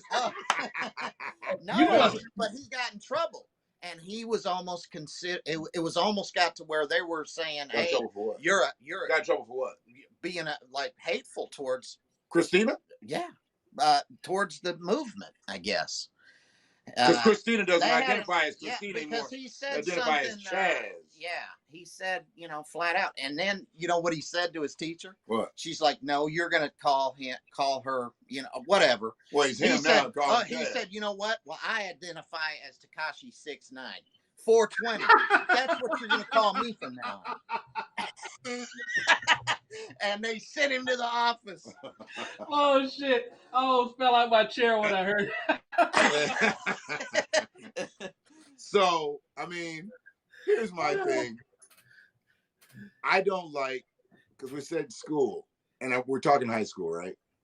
Well, he's 13, so he was in Jesus 7th grade. Christ! He How was many people did you say? 10. 13. Supposedly, that's the age where people are coming into themselves. That's what we've been told. That's what how they're painting it in the schools, and we have to be there to support them. No bullying, no this, no that, And he's I'm like, not concerned about all that, but does a 13-year-old know about all this? They're just starting to go through puberty. How in the world would they know if they want to be a man or children? Don't even eat dinner, let alone what their damn gender is half the time. You know? Yeah. What I mean? Well, they want to make the age 10 that Jesus. You can change your they want to lower it to 10. 10 that you can change your gender. Fourth graders. Fucking fourth graders. Yeah. You haven't even fucking begun to live in fourth Hell grade. No. Right. You're fucking, you don't know what you want. And you damn don't, I mean, I didn't think about sex in fourth grade. I like looking at a big... You ain't even had a real good hard on in your teen. Yeah. What the fuck? 10 years old? You like to look at a nice set of jugs in a magazine at that age, but that's as far as you take it, because there's nothing happening. Right. 10 is the age they want. They think that people ought to be able to identify with whoever they think they are. But you know what, though? But you know what? The younger they make that age, the younger they're going to make the age for a motherfucker to make it legal for a motherfucker to fuck with a kid. Yeah, they want, in California. Yeah, that's the next step. The California law, that's got everybody up in a fucking roar, because they want to make it to where you can have a relationship with someone. Was it 12? If you're 18. Jesus. I mean, it's fucking No. Yeah, it's some crazy shit. Let me tell you something. Let me see somebody around my grandkids when they're 12.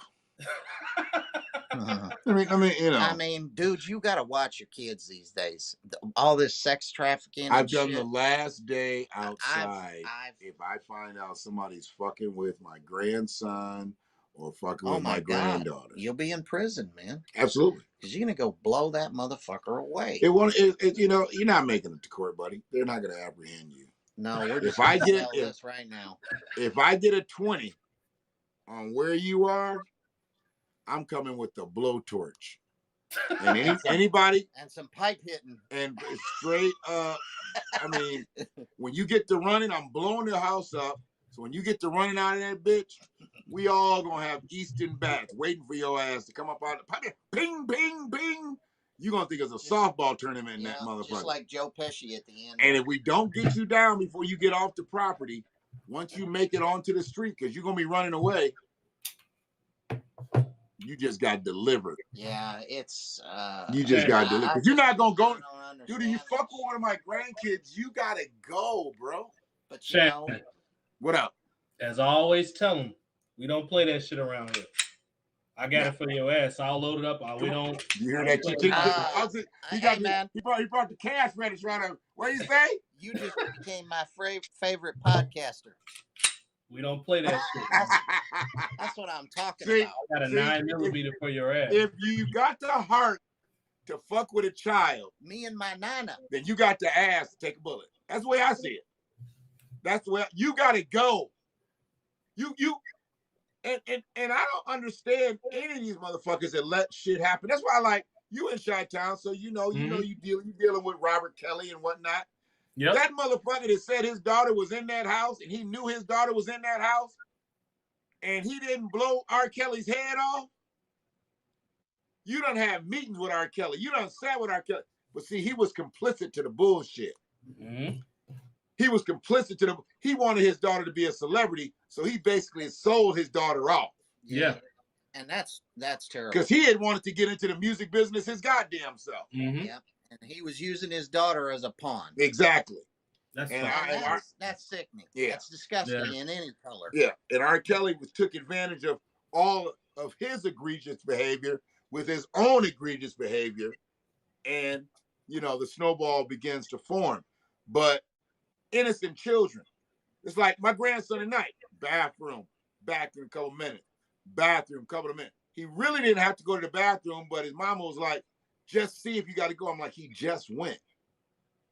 Well, the third time ain't the charm for me. So I let him go on in there, but then I went back. I was like, because maybe somebody started getting a little drop on him, like, oh, he goes back to the bathroom. I'll get up next time. Yeah. Missed him. Get it next time. Right. That third time, I was like, oh, no. So when I went, man, I went to the men's bathroom, and he ain't in there. God, it's the most I'm like, Caleb! And I just started screaming. Yeah, that's what I do.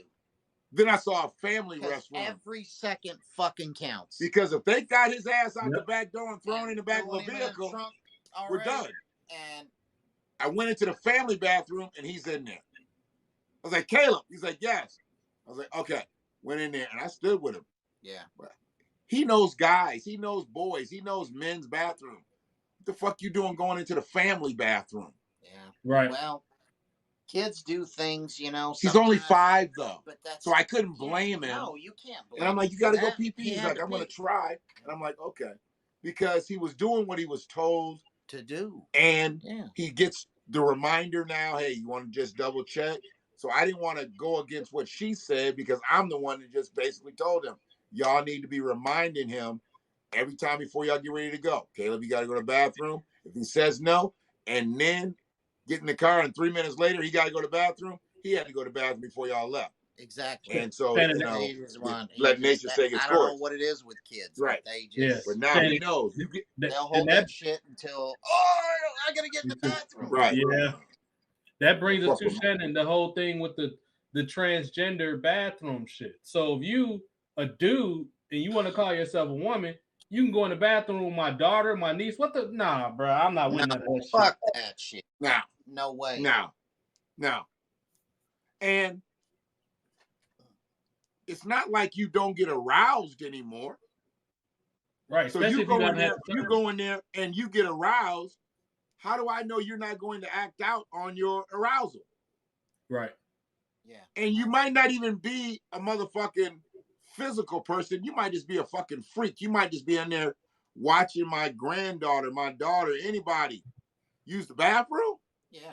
Just have a dress on and your shit hanging down. Yeah. I mean, come on, man. I can't, but we really got to have these conversations. You know what I mean? That's what bothers me the most. That's how far it is, man. This is how far we going. They just keep pushing it over and until they're just going to push it over the edge. Mm-hmm. And there's going to be people like you and me that are going to stand strong and we're going to fucking take it back. Well, I hope so. Well, that's the only way we I can. mean, I need about 20 more million of you. They're out there. They're out there. But they ain't in the South. Well, some of them might be. Some of them are in the South. Out west, Out west, maybe. I just don't know where they are. But I also don't want all them crazy ass left liberals. Yeah, that's true too. Yeah. But white people just want to go away and hide. You know what I mean? They got their own shit. And they can after we get our reparations. That's right. But I need them around for a couple more elections. Well, listen. Because I'm going to go run and hide. Look, and once I get my reparations, my family going to bunker down. We're going to get into infrastructure. We're going to build up what we need. But Nah, stay over here. Yeah. Because see, that's what I grew up as. We could play with all kinds of people. But when it was time to do all that, just family dinner and stuff. Nah, bring your ass on. We cook over here. Yeah. Mom, can I go over so-and-so's eat dinner? Nah.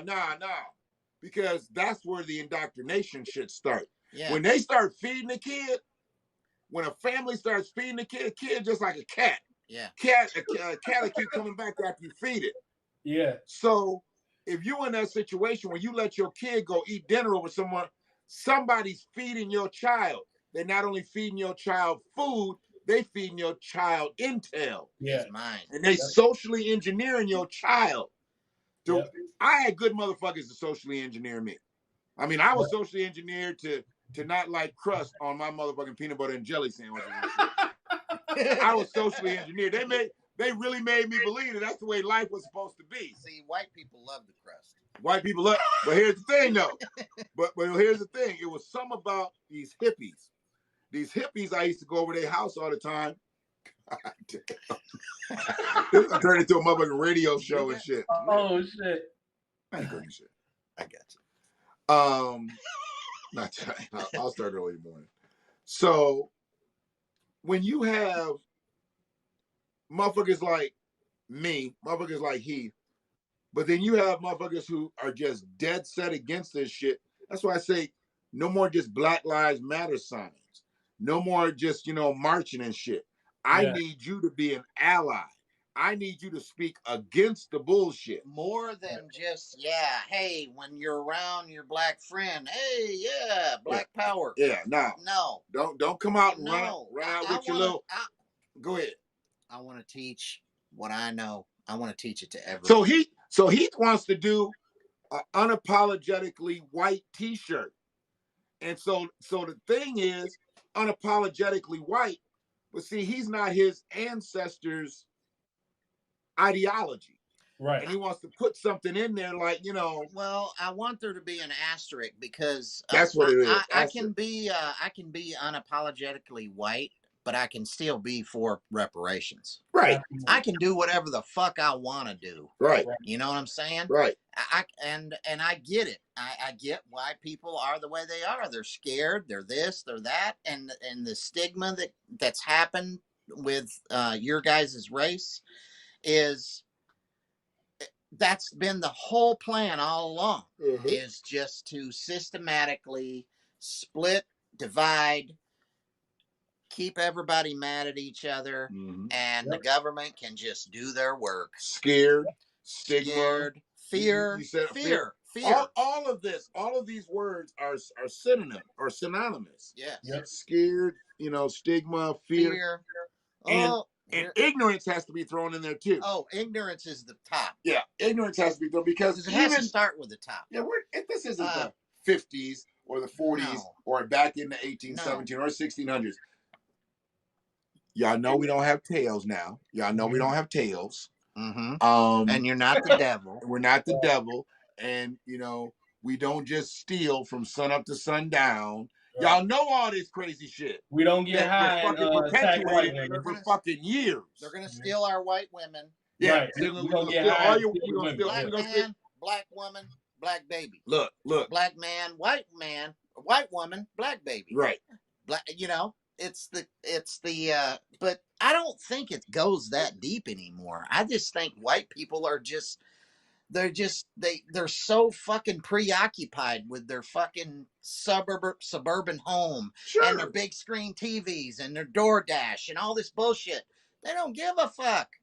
It's like, hey, me and mine's our bellies are full tonight. Who gives a fuck? They don't care. And that's, I blame, the shit that's on TV. I think it's all pointed in one direction to keep us divided. And that's it. Absolutely. And that's my opinion. And, you can believe it or not. You know what J. Edgar Hoover said, right? The greatest threat to American society is unified Negroes. Yep. Yeah. J. Edgar Hoover said the head of the FBI. But there's your answer in the question. There's not enough people, that you can even get to listen to you that are willing to do something different. But You he know said what I mean? something that he said something like that, and he sent a bolt of lightning through white America. So the divisiveness comes from the system.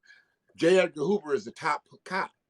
He's the top cop. He Yeah. is he okay. So he can How many black soldiers? I always go back to the movie Dead Presidents. okay. How many black soldiers did they send to Vietnam? Could you imagine being a black soldier being sent over to the fucking jungle from an America that doesn't even like you anyway? Right. Right. Doesn't want you. Right.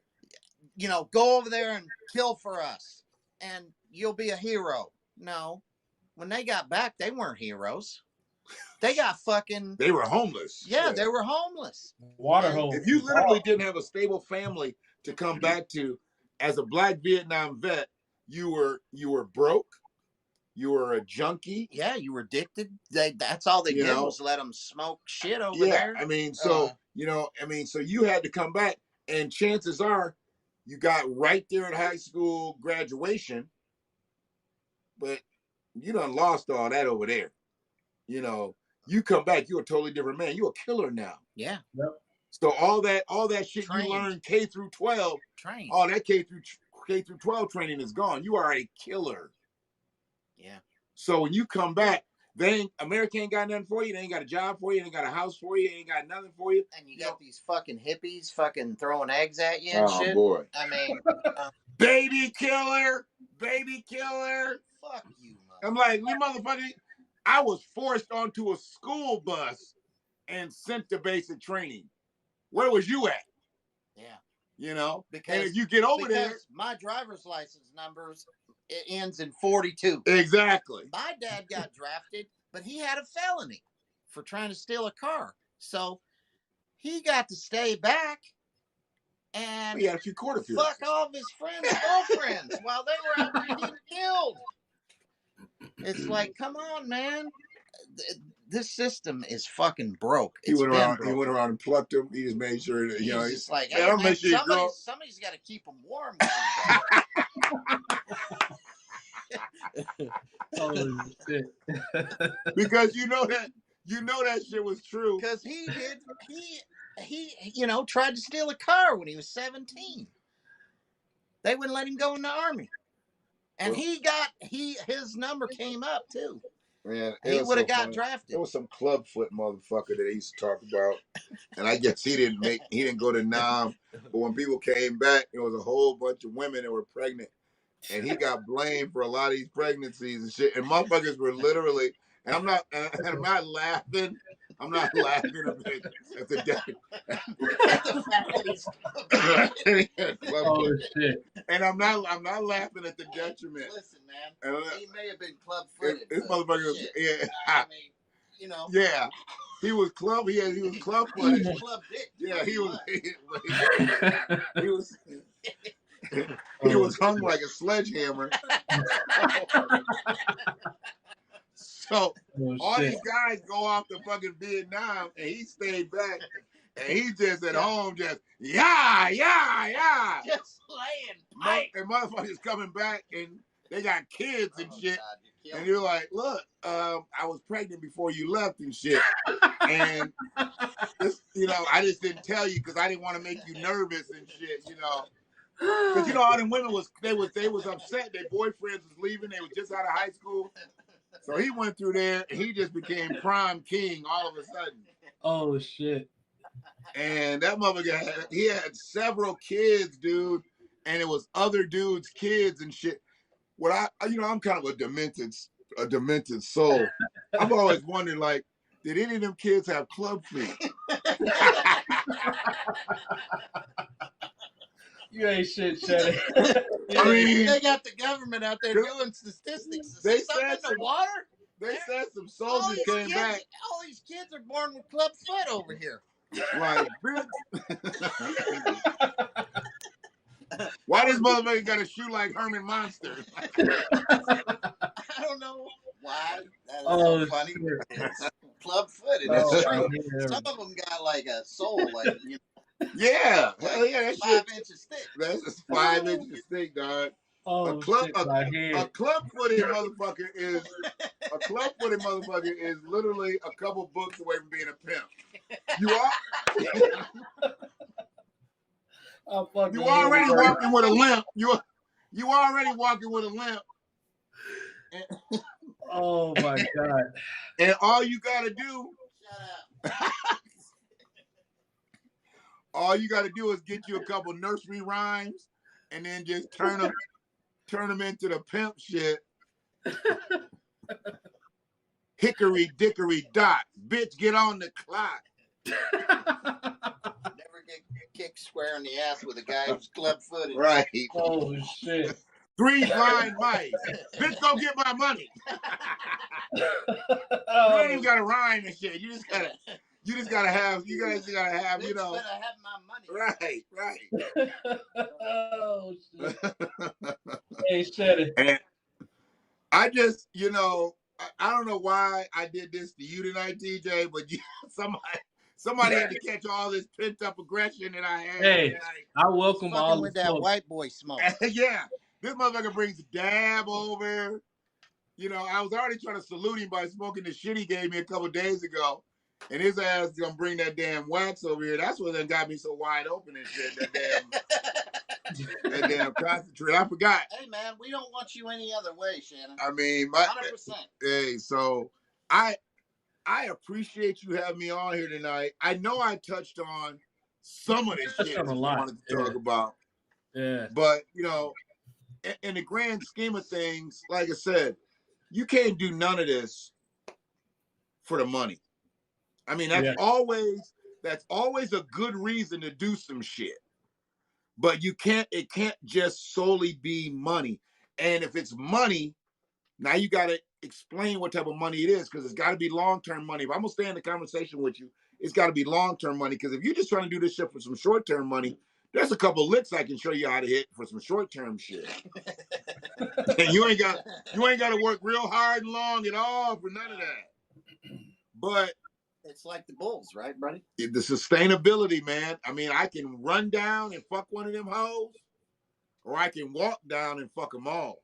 And I'm 51. I'm 51. So he's walking now. So I'm walking. All right. Because I'd fuck around and run down there. I'm out of breath. I ain't fucking nothing. I'm out of breath. Or trip and fall. Right. Oh, that's that's real swaggy. Shetty, when is your birthday, Hey, man? buddy. Trip and fall, and you're like, oh, is he on fire and Got shit? me. Like, why is he rolling and Got me shit? gauze. Kind of skin up my elbow here a little No, bit. and I can't even risk getting motherfucking skin up and shit out here, because I could catch diabetes right in the middle of the road and it won't stop bleeding and shit. And they be like, how'd he die? Like, the motherfucker had diabetes. But they said he was rolling down the hill. Like, yeah, he's trying to go down there and fuck them hoes.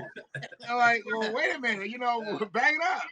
Shannon. I mean, and I would die because I was trying to run down, fuck the hoes, and I had diabetes, didn't know it.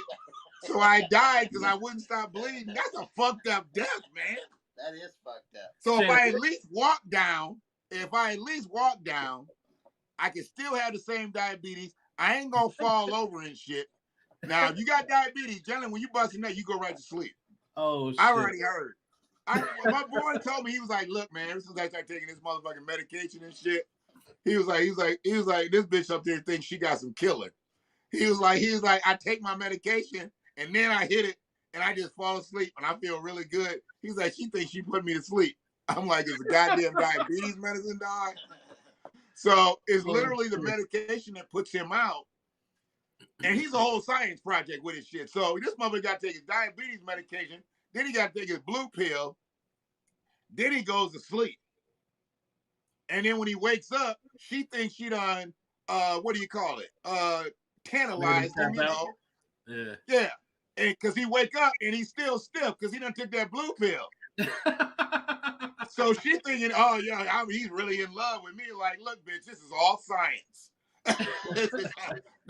You good, but you ain't that You good. you good, but you ain't that good. That's blue pill still working. Oh shit. Shannon, And go ahead. when's your birthday, man? Oh, February 6th, man. I'm gonna Oh Aquarius. shit. That my cousin's birthday is February 6th. I should have knew something was about it. Yeah, There's a lot of motherfuckers whose birthdays. February 6th. Ronald Reagan's birthday was February 6th. Y'all rap kind of different, man. Y'all Aquarius folk funny. I like y'all folk though. Y'all Bob rap a Marley little is different. February 6th. Yeah. Bob Marley's February 6th. Yep. My birthday was last month. My birthday is July 1st. Oh, okay. July What? July First. what? First. Okay. July 1st. What's that? Cancer? I'm Cancer, July yeah. 8th.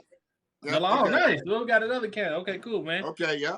July 8th. Let's listen here, Shannon. Hey, I'm gonna have to get y'all on here again, Shannon. Man, we're gonna have to make this an every Sunday thing. If you could handle more than one day, we can do more than one day. I don't know if I'll be able to pull three hours out my ass every week. It don't have to be 3 but hours. I know I'll be able to find some time. Yeah. I'll be able to find. Here's the thing. Once I start going down to the studio on a Sunday, we'll carve out the time, whether it be before or after my stream, and we'll figure it out. We're gonna figure it out. Shannon, I need you to send me some of that gear, man. I need a hat. I need a hat and a shirt. Can you send that to me? I need a cargo. Oh, most definitely. I just got mine and shit. So I know they got the smaller size. You know, I had to work a little bit. We had to go out there and, you know, because they was like, you need 3X. So, you know, you got to get a bigger size. They say, you know, whatever. They act like it's different between them making a 2X and a 3X. A little bit more fabric. Yeah. It ain't no more motherfucking work. It's just a little bit more fabric and shit. Yeah. And they make you wait for your shit, you know? Yeah. And I feel like, well, damn, maybe I should just try to lose weight and get down to a 2X. But as soon as I do that, they'll be like, oh, all we got is a 1XLT. I'm like, fuck all that. Just give me the 3X and let me roll with it, you know? And I'm trying to get trying to get the snapback, the snap off, because I need the shit. I don't like the web shit, but I do it right now. I do the web shit now because that's all we had. But I really like the full in hat, you know? And, you know, because now I'm getting older and shit, and I got a little hole in my natural and shit. So, you know, I try to keep all this insulated. You keep shit on your feet, keep shit on your head, and your body will stay warm. Yeah. Like I can walk around without a coat on as long as I got a good headgear and good footwear. Yeah. You see what kind of hat I'm working with, right? I brand myself. I put my name on everything, man. Yeah. See that's what I'm talking about. Like before I started fucking with the cargo hats, I wore a hat called Straight Game. You know, STRAIT, no GH. Okay. So Straight Game means channel energy. So, you know, I wore that hat religiously. And I'm not even a religious person, but I wore it religiously. and and the only other hat that you would see me wearing would be a Michigan hat. And I got 3 Michigan hats. I got 2 Mays, and I got a blue one that my son got. And shout out to my son Kobe for starting his computer repair business, hardware, software solutions. He's your guy. He can come to your house. You can drop your computer off. You do whatever you need to do. You know, that's a short. That is a short blurb that I'll give him right now. But check out my Facebook page. The tag's on there, and he's definitely that guy to do. And we're talking about a kid. We're talking about a kid that was having problems doing book reports in junior high school. Now he programming computers and doing all this other shit. Next time, whenever he wants to come on, let him know he can come on. I let him promote it. Absolutely. Because we need to show what the young cool guys, you know. I mean, he got the beard. He just shaved his braids off, so he got a low cut. But he had the braids. He had the beard. He looked like how the other guy looks, but he fucking with computers, you know. Right. So he's got that mindset of like, hey, I can be out here and be swaggy, but I'm about my business too. Right. Yeah. He's about sustainability and shit, you know. Awesome. And that's what you have to do in this world. I mean, I don't care about a person's fashion, but if you got a $300 belt on and you got $400 jeans on, you got $200 shoes on, you got a $200 shirt, and I don't know how much these chains and all these jewelry be costing. You got a $500 car payment on a Dodge Charger, but you live with your mama. I got a problem with it. Yeah, that is a problem. I got a problem. True. I agree. It's true. Yeah. But that's cool nowadays to do. Do all that, you got pressure on your mama. Yeah. Right. And you're going out here doing illicit shit. So when you get in trouble, what you gonna do? Call mama. You gotta call mama. Yep. Now, mama think you work at UPS or she think you doing something else. So when she got to come down and she hears about you selling drugs, but you had that good job. Oh, I quit that job, mama. Now you start talking that dumb shit. That's when mama's supposed to let your ass go and not Yeah. put up the house for your dumb ass. Because you get out and then what you do? You run. Yep. Because they talking 15 to 40 for drug trafficking, for this, for that. Yeah. And you run, she lose her bond, she lose her house, and you was going to jail for some dope? Right. Yeah, for maybe 18 months or. Yeah, they give you all that. Yeah, 15, 25. They ain't got no, they not putting people away like that for dope no more. No. For real dope, you mean? For real dope. Yeah. They're not even doing it. With some serious weight. Like you got to be moving like crazy weight for them to even, you know what I mean? For them to even consider putting some years, plural years on you. You got to be moving some serious weight. But, and who's doing that now? I mean, but how many people are locked up right now that should be let out? This is bullshit. That's Because okay. they had some fucking weed? Come on, man. Okay, well, I thought all weed convictions should have been overturned. And as long as it was of a non-violent nature, now if there was an assault and battery they had to deal with, they contend with that sentence. But if they've served out that sentence along with this weed sentence, they should be let go. That means they paid their debt to society. They paid on the assault side, and the marijuana conviction should have never happened because it should have never been illegal. Yeah, absolutely. So open up the fucking door. No, it's just another cash grab by the fucking government. Well, they done made so much money on these guys being incarcerated now. Hell, you just see the guy that they just said they have totally 100% exonerated him. Prosecutors are like, he's innocent. The Missouri, I think it's Missouri, the governor won't sign the thing. They have come to the conclusion he was wrongfully convicted. He did not kill the man. DNA has proved it, and he still won't sign the thing to let the guy out. Motherfucker been in it 42 years, some crazy shit. That's nuts. All his life. Yeah. All his life, won't let him out. See, the system's so fucked up. Wait a minute. So what that? Well, it's big business. It's you know how many years he's got in jail? There's last time I looked, there's over 2 million people incarcerated in the United States. Yeah.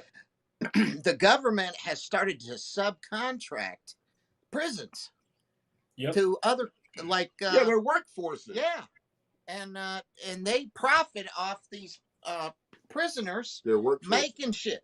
Yeah, and the prisoner's making 12 cents an hour. The prisoner's making 12 cents an hour. You know, his family's getting a small check, you know, every month or whatever.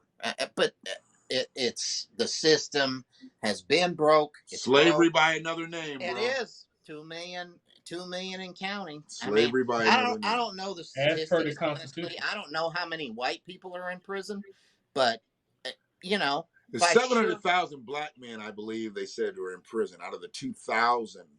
All right, I'm sorry. What'd you say it was? 2 million? 2 million. Yeah, 2 million. Well, it's 700,000 black men. Yeah. It's at least it's 51%. Whatever number, it's 51% or whatever that number is. I know 51% of people incarcerated are black. Yep. Okay, so it's more. So maybe when Antonio Moore was talking about 700,000, maybe he was just talking about native blacks, freedmen. Right. But when you start including all the other black immigrants and things like that, yeah, I've heard that there were more black people in prison than everybody else combined. Yeah, that's what I've heard too. And there ain't no goddamn way that we committing all the crimes out here. Yep. There's absolutely no way. No, there are so many people in prison that we got wrongful convictions. We've got egregious sentences. We've got all kinds of shit. You knock a few of them out, you might knock a couple 100,000 people down. And then you got states like Pennsylvania, Texas, and Louisiana that can make up their own rules where they can do all this crazy shit without the federal government having anything to do with it. I never even understood that. I'm like, if they are part of the goddamn union, how the fuck they making monopoly money? They make their own laws up, like as they go. Greed is it's. How did they get to do that, TJ? Run rampant. You know, how many fucking yachts do you need to jet ski behind? That's my thing. How many fucking yachts do you need? You know, do you need one over in Italy? Do you need one in Florida? Do you need one in California? Fuck you, motherfucker. The greed. That's bullshit to me. The greed has gotten so bad that. Sorry, I keep bumping Yeah, Nah, I you mean, good. the greed has gotten so bad, and I understand that the way they look at it, it's free money for them. Yeah. It's all free. I mean, dude, they can fail. Well, Trump been bankrupt 6 times, 7 times. Three. Nah, it's more than that. Is it? motherfucker. Well, Hell who yeah. fucking knows? Okay, well, Anyway, I bet you it's 6. Let's see. We about to get out of here. We're gonna let TJ.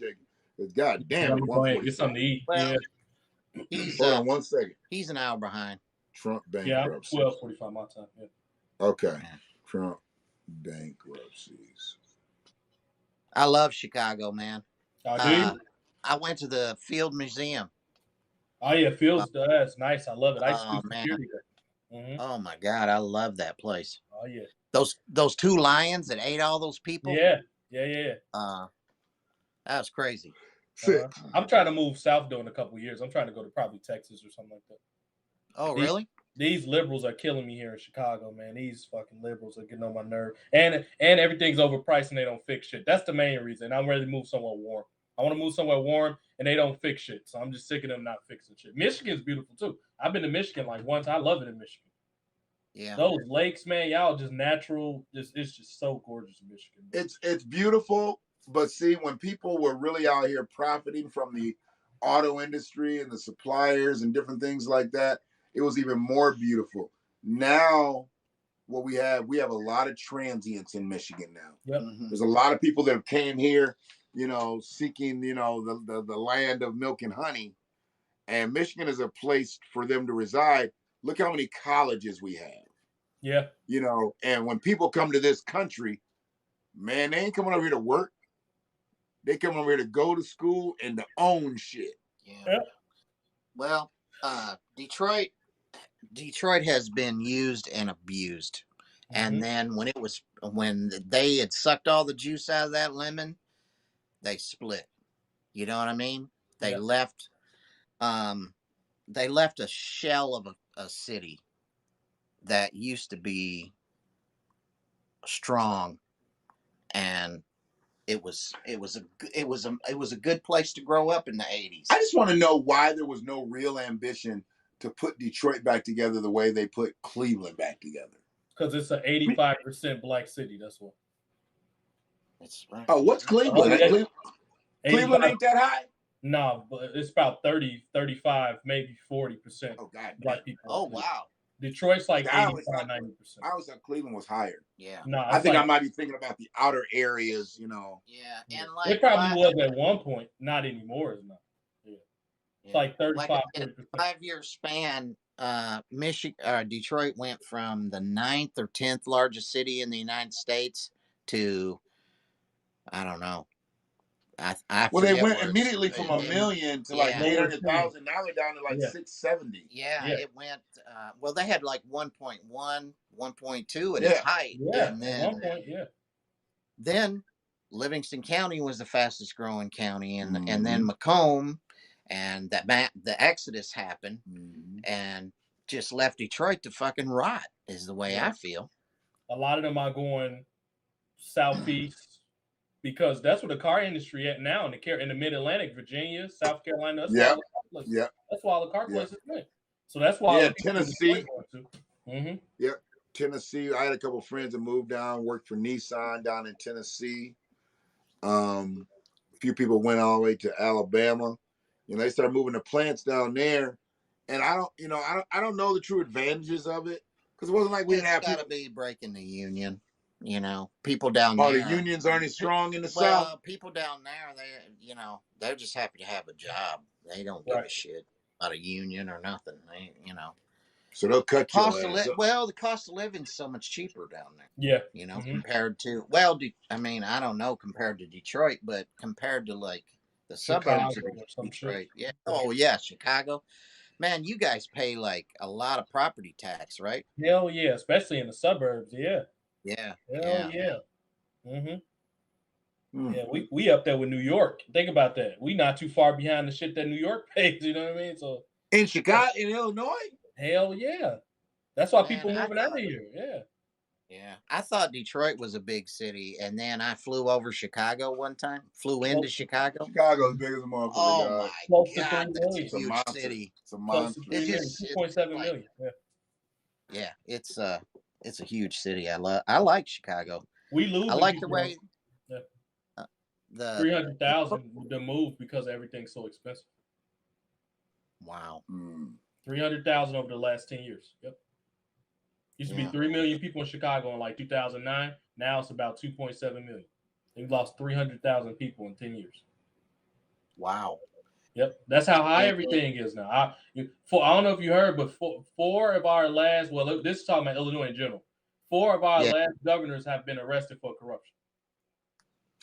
The last wow. 4 have been arrested for corruption. Yep. It's just deep in there. That's a lot of bread. Because if you said 4 of your last, like you motherfuckers knew that they watching you, because the other motherfucker got busted. I live in Yeah. Cook. And you two motherfuckers knew, because that motherfucker got busted. It just means that the corruption is so heavy that hey, you're gonna be a lame duck dude You if you can't don't have your fucking- hand in the cookie jar and 3 other motherfuckers done got busted. Yeah, That's yeah, true. It's Well, You sitting around here sound like Marion Barry and shit. well, you Bitch, know, set me up. well, you know, that's funny though, because you would think that somebody would learn their lesson, but the Because money, they're man, Mm-hmm. We're not going to learn. We're not money, greed. Yeah. We don't have enough. We don't have enough to learn our lessons. What we have, that's how they get us. They put us on these motherfucking hustle missions and Put you shit. on a pedestal And and then knock you down. Absolutely. Yeah. That's Yeah. why I don't need you to elevate me. Let me elevate myself. Just stop keeping me down. Well, I get it, man. I'm with you, and I believe the next great president that comes along will address this. It'll happen. It's just I don't know if everybody's just so COVID crazy right now but it's not even like Joe Biden don't even talk about it. No. As soon as he got what he needed, that's it. When I Joe haven't heard- Joe said, "You had my back, and now I got yours," when he said that shit, everybody got a little excited, maybe, or no? I didn't. Well, you didn't. He because hadn't you know. said shit to us the whole campaign. He just assumed. And when He the shit, assumed he was getting Shannon's vote. He didn't. yeah, He didn't need to work for it. I can show you. I can show you a copy of my motherfucking form. I took a picture of it. He sure the fuck didn't get my vote. Yeah. And they talk all that shit about, oh, he had the most votes, most this, most that. You know, smartest thing he did was telling them people to vote early and do the absentee shit. And not only that, he didn't win the vote. Trump lost. That's the difference. Trump lost the vote. Yeah. Right. When he Trump had the lost COVID, it that was it because- after that. Yeah. Trump lost it because the guy won't say he's sorry. He won't back down from nothing. It's just whatever I say He's an is asshole. Yeah. the way it's gonna be. He's got too big of an ego. He's way too smart to be the type of asshole he is. If he was smart, he'd leave well alone, long ass time ago. He would have been, you know what I mean? Because he's a smart dude when it comes to, he can get our economy back on track because he comes from business and money. You know what I mean? Yeah. The economy actually did fine under Trump. You know? But here's the thing. He wasn't from the establishment. Yeah. He wasn't a politician. He was just a fucking businessman. Yep. And it was too hard for them to accept that in Washington. Yep. I'm just so impressed how a damn entertainer and businessman became the president of the United States. That's fucking crazy. Yeah, it's anything can be bought these days. But it's just like how they have confidence in these so-called entertainers, you know, these that he's rap, gonna change your these life. rap artists. I mean, what the fuck are you doing meeting with Cardi B and saying, "Hey, my daughter listens to you. You're the president of the United States. Don't nobody want to hear about your flat ass daughter twerking the motherfucking Cardi B." I'm like, what the fuck is he up here doing Hey, this shit? hey, he You can know, tell the truth. He just wants to see that Cardi's ass in up close and personal. I ain't mad that's at all he want. That's all he want to do. yeah, I mean, that's you all he know, wants Hell to yeah. see. Is that you can't is that real? look. That's Nah, I the doubt thing. it is. An old white man, and a see that sent him back a couple generations. That sent him back when he saw that. When he saw that, that sent him back a couple generations. Oh, Because it ain't like he doing nothing with that. Joe ain't even breaking Jill off. Joe ain't even breaking Jill off. No, So the gardener's taking care of he that. does. Yeah. Oh And, shit. Eduardo is taking care of Jill. Eduardo is catching her when he comes over and takes care of them petunias on Tuesdays. I see Creepy Joe being like, did you ever see that movie Striptease? Yeah, like When, Burt Reynolds. when Burt Reynolds like fresh hot lit. Yeah, Joe. See, Joe a weird. He a weird freak. He ain't like a freak like he ain't gonna. Yeah, he's just into some weird shit. Yeah, he's not. I ain't mad at him, but he just ain't gonna pop him a blue pill and wait for Jill to come on in the bedroom. Joe's like, I want you to drip some movie theater butter on my bag. and I want you to be like, that's why Joe's mullet some days looks a little bit more filled in. He got Jill dripping movie theater butter on his back, and she's also braiding his mullet. So you know how you get your shit braided and it comes out a little longer? So she giving Joe like 2 braids to the back and shit. And we got that press conference the next day. She picked this shit out, and Joe's mullet this shit be full, dog. I'm trying to tell you. They got a weird ass marriage. You know Joe was fucking Jill. She cheated on her husband. Oh shit. So Joe was a politician, right? Jill was a school teacher. Joe and Jill owned a bar with her ex-husband. So this is some deep shit. Joe started fucking Jill. So Jill's an infidel. Leaves the man. She cheats on him, leaves the man. Jill tried to swindle the goddamn bar from the guy. Oh shit. And Joe is trying to strong arm him politically. It's some deep shit, though. I mean, Jill gets painted as this, oh, I'm just this, that, and the other. But you do know that Jill was like, motherfuck Kamala after that debate. When she got on Joe's ass, Jill was like, motherfuck Kamala. She was tearing his ass up too. Yeah, and that's what Jill got mad and shit. She was like, how the fuck you gonna, she was mad. She was like, nigga, this was movie theater butter night, bitch. Jill was supposed to be movie theater butter night on that first debate. Joe had already declared victory and shit. And Kamala came in there. She came in there and was like, that girl?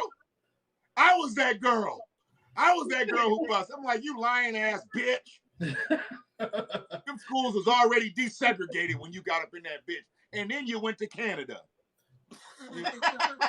Listen here, Shannon. She desegregated schools. Bitch, you grew up in Canada, and them schools is already desegregated that you was talking about going to. The fuck out of here with that. They can spin it anywhere they want. Absolutely, because ain't nobody reading. Yeah, now she talking about, when I was younger, I had a little black girl in the neighborhood. They would come by and take us to church. Now she don't went to black churches when she was younger. She needs to stop. Yeah, stop that shit. She needs to stop. The only thing she ever had black in this world was Downtown Willie Brown and Montel Williams. She probably had a couple Lakers, a couple Warriors, a couple 49ers. She was all up and down the coast. Because they said Kamala was getting it in. And they said Kamala was a freak. She was a freak at Howard. So I've heard. Yeah, they said she was a freak at Howard and shit. Shannon, this been great. We're gonna have to do this another one here because I'm getting starved here. I'm gonna have to go in and eat something. And do your thing, man. Your buddy also, man, thank him for being here. Well, he's welcome to come on whenever you like. You can get your son on here to talk about the thing. It was really nice talking to you. And he literally thought I was gonna come in here and do like a half-hour interview, and we were gonna talk. He was gonna get his stuff that he was getting. He's probably back on his way in a couple hours, but after how long is it? It's 4 hours. Time I've spent in a long time. it's 4 hours long. God hours. damn. 4 hours, yeah. 4. Hey, no, I you ain't looked good. at the chat in so long. My fault. Nah, you good. Nah, it's been a bunch of people just laughing for the last hour, basically. Information man up in here. And a couple of your people or whatever. I don't know if we put your cousins to sleep or what, but I ain't heard from them in about 2 damn hours. Hey, look, you know we old and shit. You know we old. They don't catch the playback. Oh yeah, They're like absolutely. they sit there, you know, and they look. Old folks get a good Sunday dinner. Yeah. And then they probably said, okay, we're gonna catch them at 10. So they went back and got them a little seconds. That seconds put them over. That seconds put them over. That seconds they had something probably with a couple ladles of gravy on it or something. Yeah, they put down, and sat back with the laptop and boy, they felt. We up there talking to them right now, but they ain't on here. I'm gonna need you to send me a brownie, man. You might be the person. I need you to send me a brownie, man. Send me your best. Man, I got you. We gonna chop it up. I'll get you some on the way. I'm gonna get you up the information. I'm yes, sir. Information in the inbox or whatever. Yes, sir. Thank y'all for being here, man. And I need some of that gear. Cargo 420. I need some of that gear. So I'm getting with these motherfuckers tomorrow. I'm gonna text you and see what's up there. Yes, sir. See what's up there. All right, man. Get you something to eat, and we'll chop it up later in the day. Absolutely, man. Thank you, your buddy too. All right, be good. Whatever. All right, y'all be smooth. Appreciate you, TJ. All right. Yeah, we go.